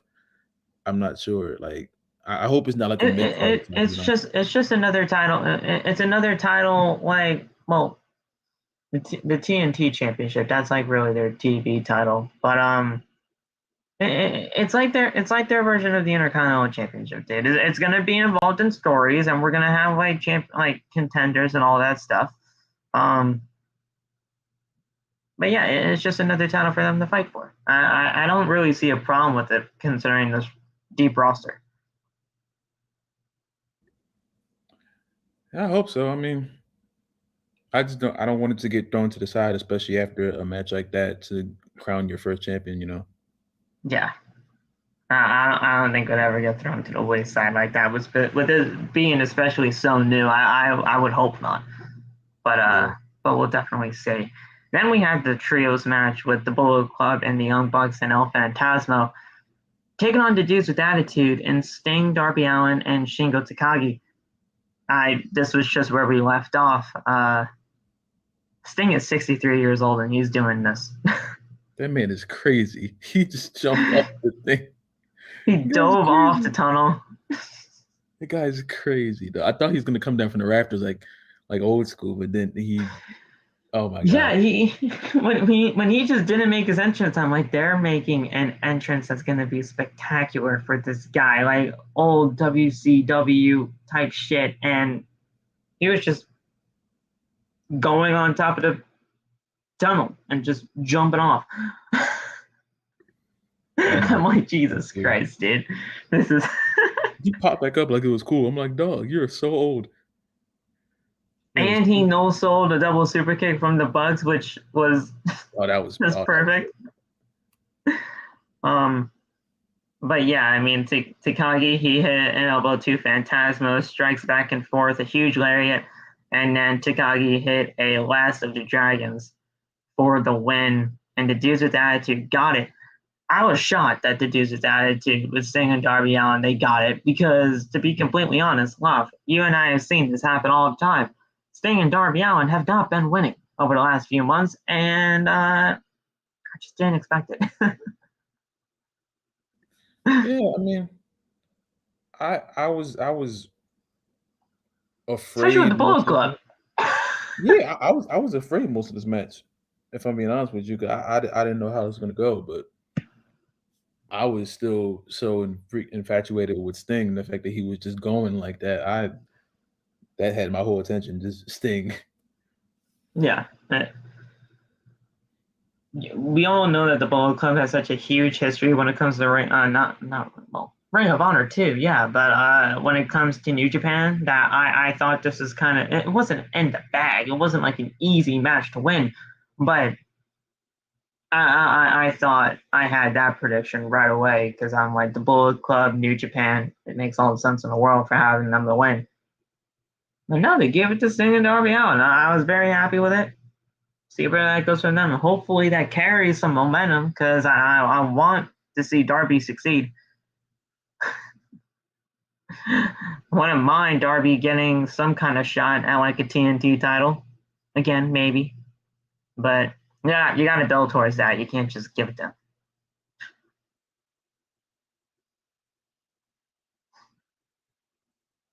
But yeah, this was great for what it was, and I love the Dudes with Attitude. Shingo Takagi, he was great. That was like my first time really seeing him, but he was great for what he was, and definitely gonna have to check out some more of his stuff for sure. Yeah. We then had Tony Schiavone with Umino backstage, and the Jericho Appreciation Society interrupt. Jericho said that Umino has earned his respect, but then he throws a fireball in his face. That looked like it hurt so bad. I don't know how they do that. That was crazy. I thought they were actually like respecting him. Oh yeah, good job. I forget the other dude who's like behind him. He said respect a little too hard, and I was like, okay. Next thing I know, it's just fire in his face. It's just great. Fire. He's a fucking wizard, dude. I don't know what you want me to say. Cool. Then we had the Women's World Championship match, Thunder Rosa and Toni Storm. I just got finished talking about. I did for what it was, but it didn't get enough time. And I wanted it to. It had to be something for me. I don't know what. They only really got 10 minutes, which is not enough time. But for the time that they had, it wasn't bad. Toni Storm is one of the greats in the world today. Thunder Rosa, we all know how great she is. Just wasn't given enough time, and I wish I just want better for this division, man. Oh. Hello? It's so okay. I should have known by the Penta for AEW champion, Jesus. But I was like, who else would say Penta? I mean, I was like, who else would like Penta in this chat? Well, I don't know. I thought Panda was coming back. I saw the P and I saw Panda, but he'll be back anyway. But yeah, this was cool. Thunder Rosa needed to win this championship a lot, and she needed to retain here, and I'm glad she did. Yeah. It was cool. I think like the last 5 minutes were like the best part of it for me. But hopefully this means that they're gonna start putting more respect on her as champion. They need to. They need to. Yep. That's all I can ask.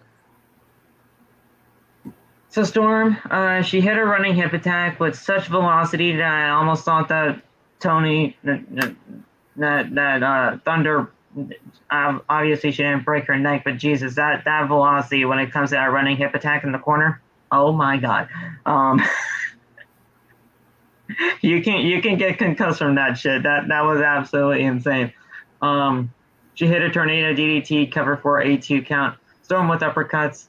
Rosa then attacks the arm and a running knee strike.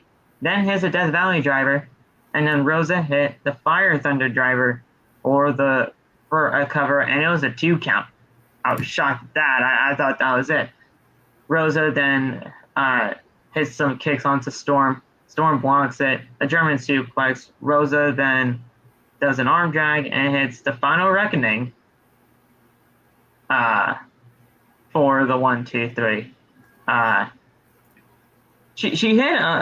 They called it the Final Reckoning here, but she hit Goldust's finisher. She hit the final cut. That was Goldust's finisher. It is. It's Goldust's finisher. He hit the final cut. She hit Dustin's finisher, the final cut. And respects to him. It's a good finisher. Yeah, it's in respects to him. He's been Thunder's mentor ever since coming to AEW, even when she wasn't even really assigned talent. He went to bat for her, and we see where she is today. So she's been implementing more of Dustin's moves here and there, and it's a great thing to see. And hopefully we see more of that, because I honestly like seeing some of the stuff from Thunder. I do. So she retained. It's a great retention. She needed to retain. Hopefully this just means more for the division.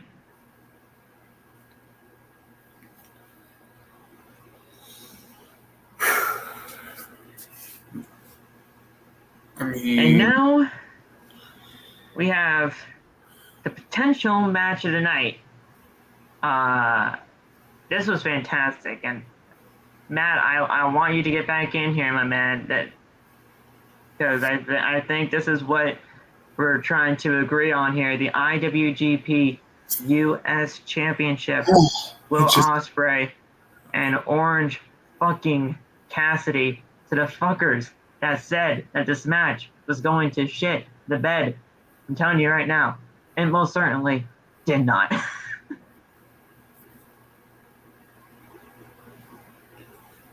Match tonight. Is that what you said to me, Phil? Huh? Did you say match of the night? Is that what I heard you say? I heard a ton of people call it that, yes.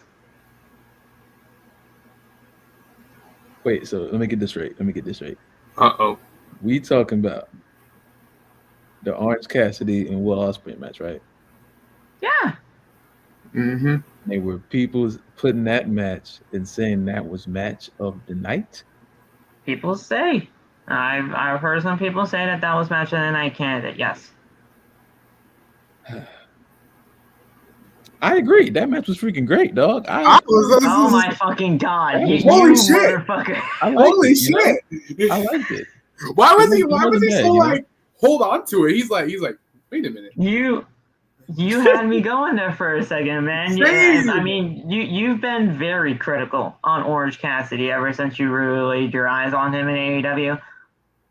Yeah. But come on, man. The man could work.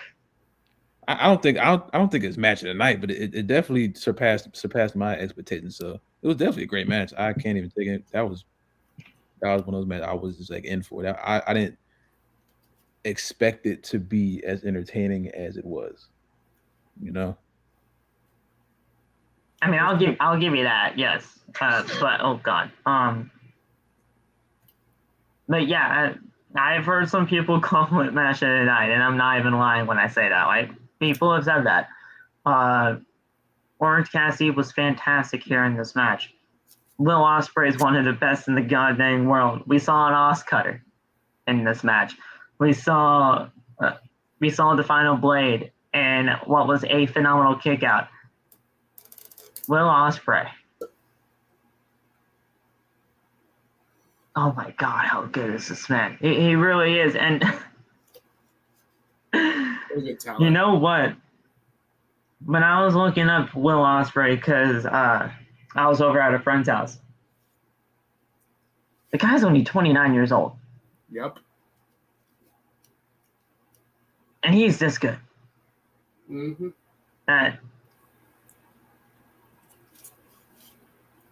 See his match with Walter. You should see his match with Walter. It was a brutal match. I have.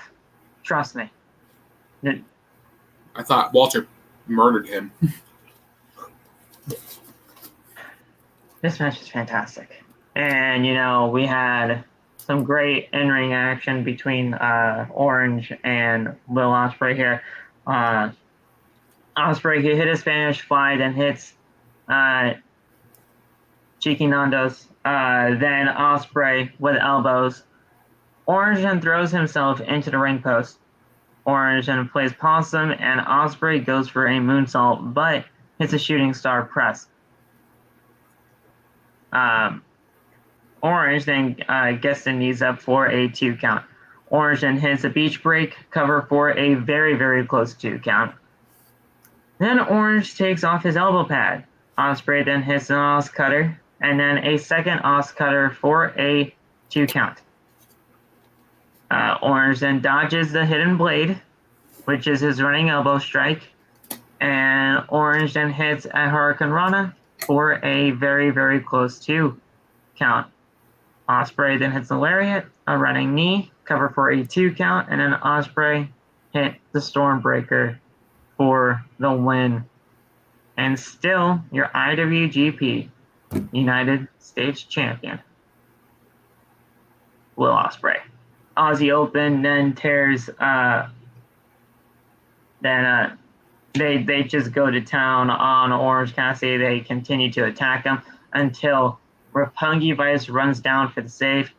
Ospreay and Aussie Open beat them down, but then Shibata's music hits.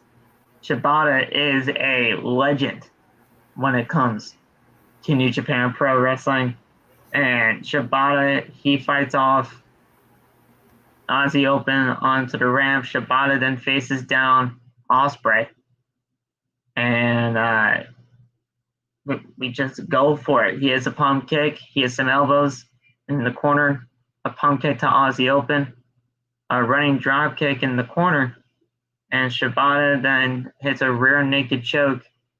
Open then drags Ospreay out of the ring, and Shibata sits cross-legged in the ring, staring them down. Orange and Shibata then face off, but then Orange puts on the sunglasses and gives a thumbs up. I popped for Shibata. I know a ton of people didn't really know or really expect anybody like him to be coming out at that point, but I popped. So it was a great thing to see him.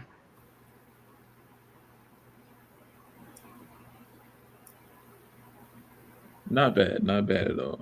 Yeah, not bad at all. God dang it, Matt, where are you? I wanted your opinion on that. He'll be back here soon, hopefully. Yeah, he's got it. He's got things under control. He'll be back. Zack Sabre Jr. had a mystery opponent. Mm-hmm. His name was Claudio Castagnoli, baby. Let's freaking go. Cesaro's here. Woo! Freaking love this match, man. This match was great. I loved it. I thought it was going to end in that first 20 seconds when he just came in there and just gave him an uppercut out of nowhere. I was ready. This man legit squashed. This man legit squashed him. Like, I thought I was going to get like a full-on match. Nah, you just squashed Zach. And I was like, dang. I was like, well, it's Claudio's debut after all. I was like, I mean... Man, if they ended it that quickly, I would have been like, what the hell? Just with that uppercut, just 1, 2, 3. That's it. Like it was the uppercut followed by the neutralizer, and they're still calling it the neutralizer, which is great. That's shocking. I was like, what other move would you call it? Would you like? Honestly, he's been calling it. Well, it's a Gotch style facebuster type of thing, but they're not just gonna call it that. That's his finisher, for God's sake. So calling it the neutralizer like he always has, it's great. It really is. So. This match was fantastic, though. Like I loved Claudio's intensity in this match. Zack Sabre Jr. is one of the best in the world.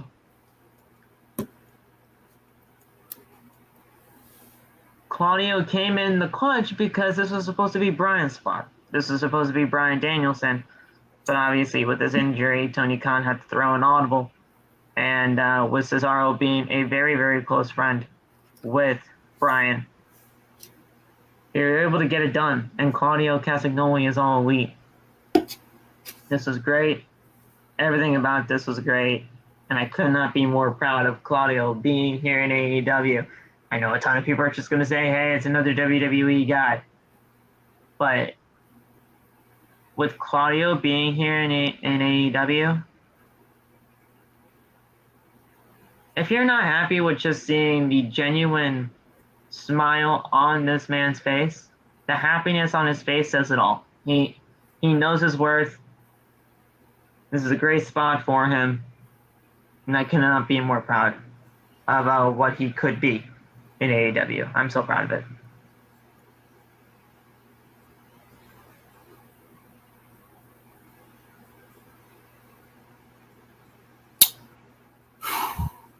I wish we got a neutralizer off the top rope. I do. Oh, that'd have been sick. That'd have been sick. I don't think that's ever been done before. I don't think that's ever been done before. I don't think he even did that in WWE either. That's never been done before. If that'd be dope. I needed that.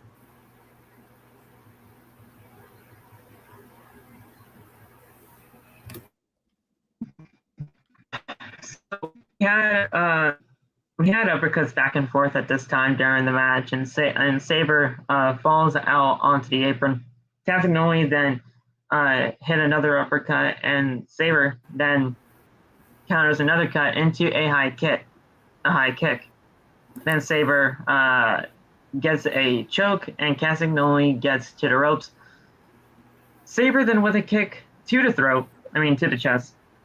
And then Castagnoli asked for more. Sabre then with more kicks. Then Claudio blocks a kick and hits an uppercut, then a lariat for a very close 2 count. Then Sabre gets the European clutch for a very, very close 2 count. Castagnoli then with an uppercut, lariat, and then hits a power bomb for the win. 1, 2, 3. Don't worry, guys. The power bomb is not going to be his finisher. It's just something that they had to end the match with. They were both selling injuries in this match. A lot of people thought that Claudio was hurt after this match with him selling the arm in the way that he was. But he's not. He's not hurt. No. I saw him at the media scrum, and he looked perfectly fine. This was a great moment for Claudio. I couldn't be more proud of Claudio. And he starts his AEW career 1-0 against one of the best in the world, and Zack Sabre Jr. Great stuff.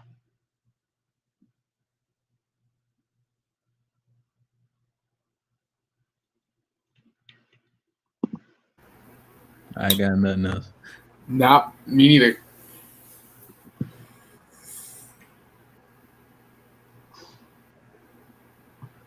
I loved it.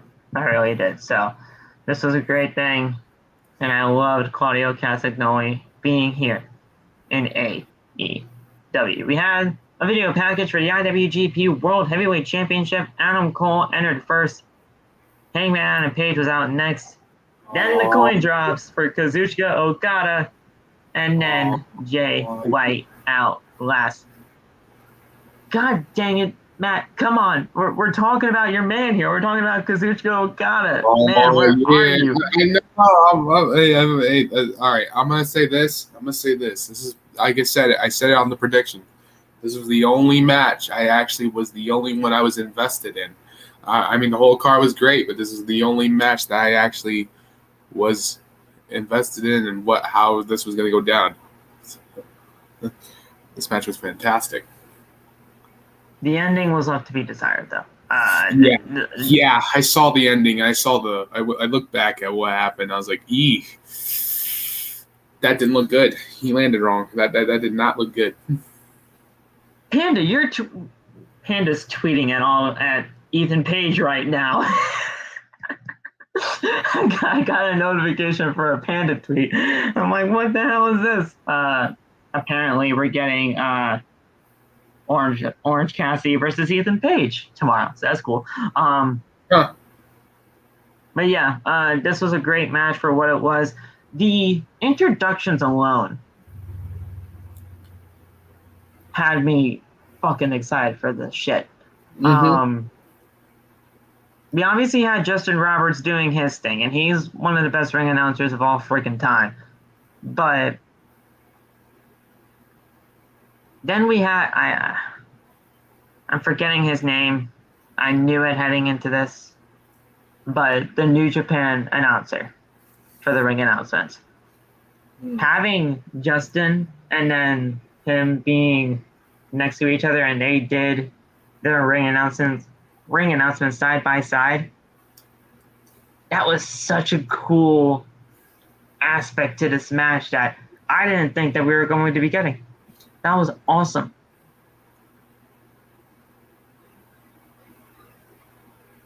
Dog, they were having like an announcing competition. I know. Right. It was cool. Yeah. Can I say this? Adam Cole was the one that got the pop a little bit out of everybody in the Met, everybody in the the entrance. You had the Bay part, so that's obviously gonna be. Yeah, that. But then also when Heyman came out, that man legit had mixed reactions when he came out. I was like, "What the heck is going on? Why are they?" I was like, I don't know if it's sound effects. I don't know if that's legit. I'm like, what's going on with Hangman? Why are they going down on him already? Like, what's going on right there? Hangman's always going to have that tweener within him, and he was kind of embracing that throughout the match. So I was perfectly fine with that. Okada, I've always known what a special type of talent he is. But man, when you hear that coin drop, Jesus Christ, that it's such a beautiful thing to witness. And Panda was there live for all of that shit, man. This was so good. And Jay White's one of the best. So I loved it all. It's just that ending. That ending, it wasn't bad. But you knew that was not the right ending heading into all of this.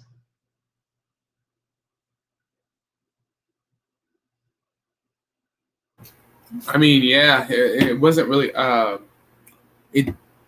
We all knew Jay was going to win, but automatically, I legit thought they were going to pull Adam Cole actually winning this. But then after I saw him suffer the concussion, I was like, I'm like, yeah, I could see why Jay White covered Cole for a reason. So he can get help, So like I said, the match was fantastic, just like you said, Phil. But the ending was just not great. Well, I mean, that ending, it wasn't something that we all expected because of just how sudden it was. But just because it was an ending that we just didn't really expect does not mean that we should just take away from the overall portion of this entire match. This match was great for what it was, the time that it had. Because honestly, if I look back at what this card really was, this was the longest match on the card.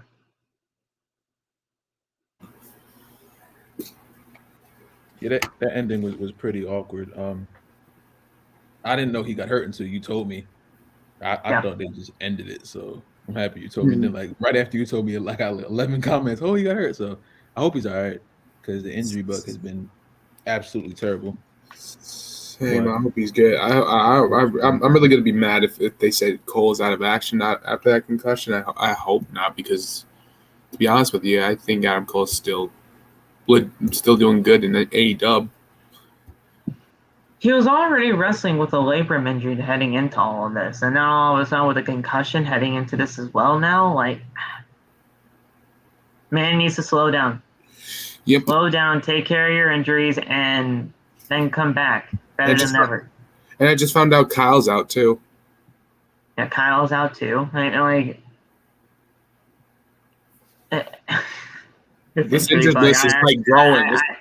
This injured list is like growing. Like not just AEW, like WWE and all wrestling in general. Like this list. It's hitting everybody. It's hitting all aspects. Like AEW can take it because of the stacked roster that they got, and they'll get their chances to, show some more people with this. But that doesn't mean anything when you're getting some of the best in-ring talents in the world, like Punk and Bryan and Kenny and Cole and O'Reilly. And Buddy Matthews is out with an injury, and so much more. Matthews is out too. What the fuck? Matthews has been out. Matthews has been out for a little while now. That's why we haven't been seeing him. That's why he's not on TV. I was like, that's why it doesn't say. Well, yeah, I'm like, what the? I'm still like considering, like, what the fuck? Like, everybody's like getting on this list. Like, next thing you know, probably they're gonna add the freaking Bucks on the injured list. Watch, guarantee by probably this coming week or the following week. I hope not. Don't say that, man. Don't say that, because they're the tag team champions right now, and we don't need another interim champion. We already got one. No, we don't. Right? No, we don't. And you're right about that. But like, the injured list is so predictable now. Like, you don't know who's going to be added on there. Like, we got no Punk, we got no Kenny. MJF is like still not negotiating with Tony at the moment. Like, we got people on the list, and like, what other there is? I'm believing that Punk will come back within like the next month and a half or so, because a broken foot isn't really, it doesn't take all that much. Trust me, I know, I've been there. Bryan, he just needs to slow it down, because he's been going at it a lot, and he just needs to let his body rest for a little bit. And Kenny, I feel like Kenny's been ready to return for months now. He's just not. So I don't know what's happening. I don't know when he's calling. That's what I'm waiting for. I'm ready for Kenny. When I hear Battle Cry hit, I'm going to be happy. I'm going to be a happy man, because Kenny's one of the greats. So I mean, we'll see where that goes.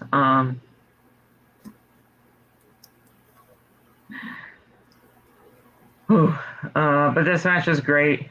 The Fatal 4-Way for the IWGP World Heavyweight Championship. I was gonna say one thing before we move on. I still love that moonsault, the super kick that Cole did.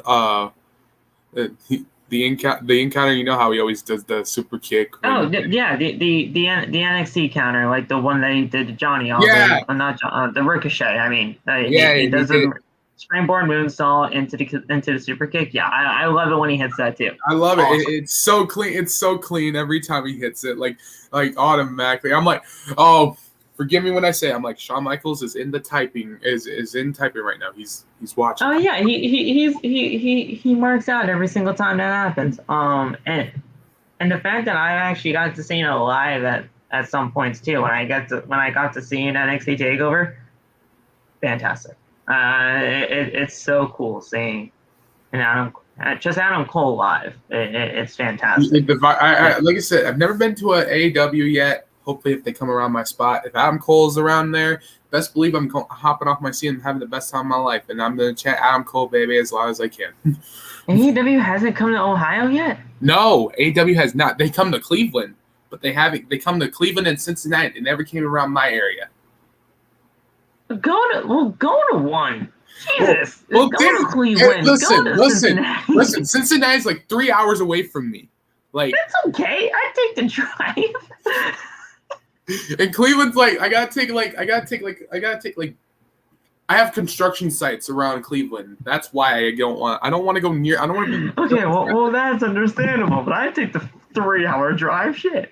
I'll go to Cincinnati. I was like, otherwise, like I said, I can go to Cincinnati. I don't care. But like I said, but I'm just waiting for them to come around my area. I just don't want to drive for 3 hours. Okay. Do you have like a 10 to 12,000 seat arena that's in your area?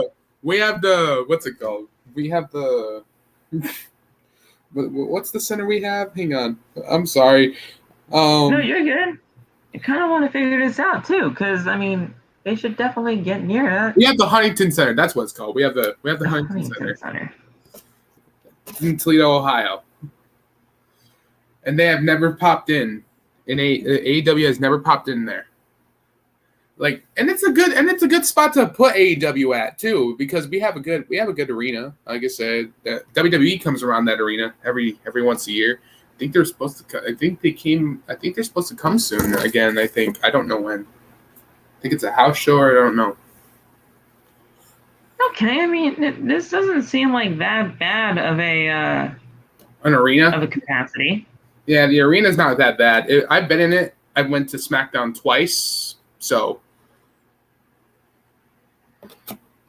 like I said, but like you said, Phil, yeah, you're right. Driving for 3 hours, it's worth it. But I want to see what the card's like, though. If it's worth driving the 3 hours, I want to know, like, Cole's gonna be on the show, if Kenny's gonna be on the show. Tony always announces it, and I do my previews all the time. So get on there, get on SeatGeek, and go. And then before the show even starts, I want to meet the Lucha Bros so bad. That's my dream. If I go to AEW, I want to meet. Well, the meet and greets and all that stuff that happens hours before, so you're gonna have to like. That's why I want to get there before the show happens. I want to meet my Lucha Bros. Obviously, you know, I'm gonna do it. And then one day, guys, if I meet the Lucha Bros, I'm sending a video or I'm calling y'all so that way you guys see them. It's about a 12,000 seat venue. I mean, they should be able to get there. I mean, they can get there. They have those types of venues all the time for AEW, so that's an easy thing for them. But this is a great match for what it was. I loved everything about it. We had an okay ending for what it was, but Jay White, he was always going to retain the title, even if it was an ending like that. So we had Okada, he hit a drop kick, and then Cole with an enziguri, super kick to Page. Okada then with a drop kick, a Michinoku driver. Cole then ducks under the Rainmaker lariat, but White hits a Blade Runner on Okada and covers Cole for the win. And it was an awkward ending, but the ending nonetheless, as Jay White retained the IWGP World Heavyweight Championship. Then we had the main event. The interim AEW World Championship is on the line as Jon Moxley takes on Hiroshi Tanahashi.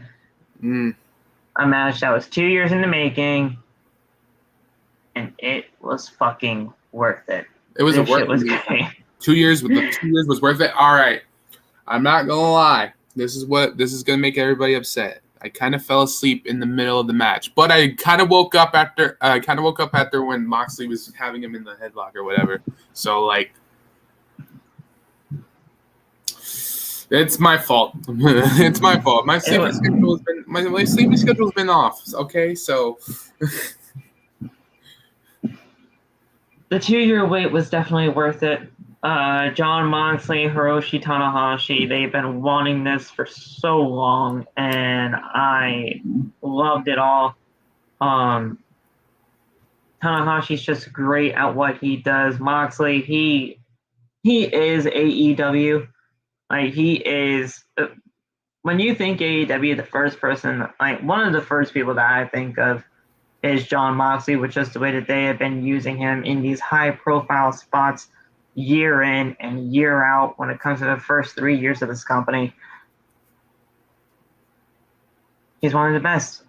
He's definitely one of the best they got, and he deserves to be in this spot again, the first ever 2-time AEW World Champion. Even if it's just in an interim, it still counts as the first 2-time AEW World Champion. He's the first one to ever do it. I was going to say, No one's ever been a 2-time AEW World Champion. No one's actually ever done that. I don't think I have I don't think Jericho's done it. I don't think Kenny has done it. Not even Hangman. Nobody's done it. Nobody's done it. This is the He's first time one. that there's been a 2-time. And it's great to see because he freaking deserves all the flowers that he's getting, man. This is a great thing for Jon. And I couldn't be more proud. So, Hiroshi Tanahashi, this man was great here tonight. Not tonight, on Sunday. My bad. It feels weird doing this here. And I even told Panda that too when he was here. But Moxley, he hit elbows to Tanahashi, and he hits a headbutt. Then a knee strike. Tanahashi then goes to the top and hits a high fly flow. Tanahashi then goes back on top. He hits another high fly flow, and Tanahashi covers 1, 2, and Moxley kicks out. Moxley then gets the bulldog choke in. Tanahashi then escapes, and Moxley hits some headbutts. Tanahashi then with a jackknife cover for a 2 count. Moxley then with a rear naked choke.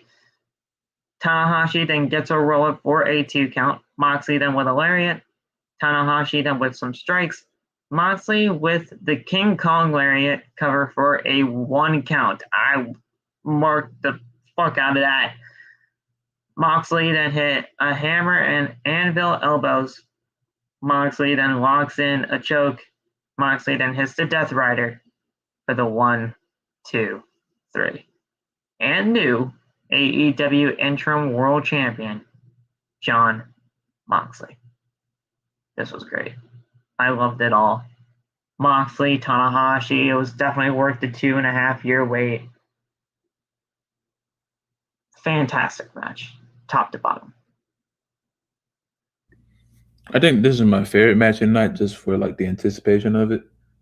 Yes. This was definitely like a fun one. I think I was more invested into the Fatal 4-Way, and the energy of that match all the way up to the end. But this match definitely was outstanding. I totally forgot Mox would be the first 2-time world champion. So whenever Punk gets back, that should be a good match with them too. No matter how, I imagine. All out, baby. All out. Summer of Punk is still happening. Summer of Punk is still going to happen, I think. All out. CM Punk, Jon Moxley for the unification of the AEW titles. Just don't be a ladder match. Don't be Razor and Shawn. It's gonna be so good. It's gonna be so good. Just let them go. Just let them go at it. It's gonna be a lot of blood. Stipulation.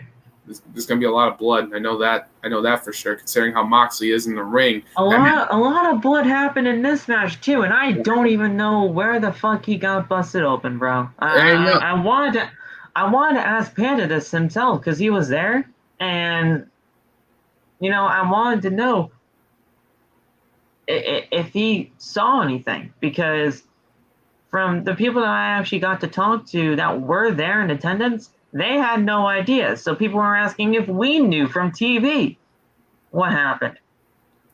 I couldn't see anything. All I will say is that Moxley and Blood have a, I'm sorry, but has a good relationship, I'm assuming. Well, yeah, he continues to bleed almost every single time, but I didn't see what happened to make him bleed that much. And maybe he bladed to get that effect, but I didn't even see a spot that would at least get him to be busted open the hard way. So I don't even know. Moxley being Moxley right there. It's just Moxley being Moxley. No, but we need. There should have been a spot. I'll find it. You can find it on Twitter possibly. No, but nobody knew what happened. Nobody. Not the people in the arena. Not the people watching at home. Nobody knew what happened to get him that busted open. Nobody figured it out. But regardless, Jon Moxley being the interim AEW World Champion, we're going to get that match with Punk. We're going to unify the titles. It's going to be a great thing. All Out 2022, Chicago, Illinois. We're going to be back there. It'll be a great thing to see. So right, that was it. That was your main event, and that was your entire AEW New Japan Pro Wrestling Forbidden Door 2022 card. Fantastic show from top to bottom. At the end of that match, though, we did have a little bit of a tease for Blood and Guts. They all just started to brawl again. I did not like that. I thought that was fucking cheesy as hell. I thought that was corny. I thought that was fucking lame. They didn't need to do that once again when you already did that on Wednesday and Friday. That shit was lame. But it was a great pay-per-view for what it was, and I'm fine with this entire pay-per-view. I want it to happen. I want it to happen next year, but they need to build more upon it, and they need to have a better build. Because even though these matches were great and they had their thing, a lot of the build didn't really happen, and that's what people were really upset about. Here's a question for if they make it happen next year, I want everybody to do this. Oh, Loft's gone. What the fuck? But anyway, I'm gonna ask you, Phil, how would you book next year? Well, you can do the whole thing, the New Japan and AEW stuff, but you gotta start. You gotta have more than a month to build. Yeah. You got it. Like I told everybody this when I was doing when I was getting ready for all of this stuff, and I was trying to make TikToks before everything got taken down because of copyright. I'm telling you guys right now. Oh, go ahead. I would have put this in on SummerSlam weekend. I would have. Mm-hmm. You had SummerSlam on Saturday, I believe, this year, and you cultivated that with AEW Forbidden Door with all that stuff on that Sunday. It would have been fine. Like, it would have been a great build because you had all that time from when the announcement happened with Adam Cole to now to SummerSlam weekend.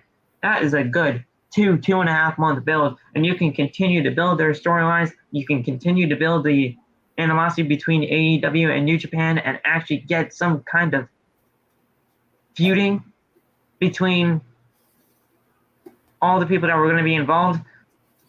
Mm-hmm. It would have been a better place for it. I'm not saying that this was a bad place for it. I'm just saying that the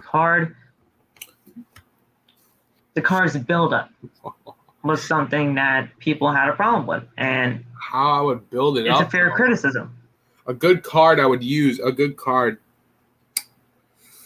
If he's, I was gonna say, a good card I would use in Forbidden Door is if they added not just New Japan. I really wish they did not cut the Impact, did not cut ties. I really think and that's what Panda was saying too before everybody joined, is that they can build upon that with new people coming on in as well, like Impact or MLW. Just expand it, not just with New Japan. You can expand your horizons and open the door to others. Chris Sabin versus Scorpio Sky would be awesome. I would love that. Yeah. That would be fucking fantastic. And I would also love to see Moose and Keith Lee go at it in a Forbidden Door match. And like I said, and then like if Kenny ever does return, like Kota Ibushi and Kenny tear the house down. Let them do it one-on-one. They were tag team partners in New Japan, but let's see them go at it one-on-one. Let's see that. I would love that for Forbidden Door as well. I would book that. I would book it all in just all those three companies, Impact and New Japan and AEW. That would be fantastic. That's good. That'd be good for professional wrestling. And you could see Mickie James in AEW and go at it with Britt Baker one-on-one. That would be fucking fantastic as well. Yeah. They need to build upon it for sure. This was a good test to see what the audience could really gravitate towards when it comes to New Japan and AEW, and it's a great thing. They had their first $1 million gate in AEW history with this pay-per-view, so they made $1 million plus with that. Plus, obviously, I'm telling you right now, this got over 100,000 pay-per-view buys. Easily. With the way that things got, with the way that how things really were when it comes to this card this easily got over 100,000 pay-per-view buys. We gotta wait a little bit more, few days when it comes to the actual numbers coming on out. But this easily got over 100,000 pay-per-view buys. And Tony already announced that it was $1 million gate, the first ever one in AEW history. So it did its thing. It made its money. And, you know, money comes success. And hopefully we'll see this again. So I was gonna say, WWE has to with SummerSlam or Money in the Bank. I don't know if it can. I was like, I don't know if it's gonna be Forbidden Door. I don't think so. I don't think any of WWE pay-per-view is gonna be Forbidden Door, honestly. You know, it was really sad knowing that we had this great pay-per-view on Sunday, and now we went to Monday Night Raw. But come on, that kind of like helped. Everything else, but other than Cena, fucking sucked on that show. The fun fact about that is they had to reschedule Kevin Owens versus Elias Ezekiel and Elrod that next was supposed week. to be a Money in the Bank ladder match qualifier, and you can't qualify now. Nope. You can't qualify now. It's happening Saturday, so they missed their chance on that. Yep. That's on them. But like I said, the only reason why Cena pretty much carried that show, and Cena's and that actually got Raw ratings. I actually checked. Yes. Didn't they go up a little bit? What's that?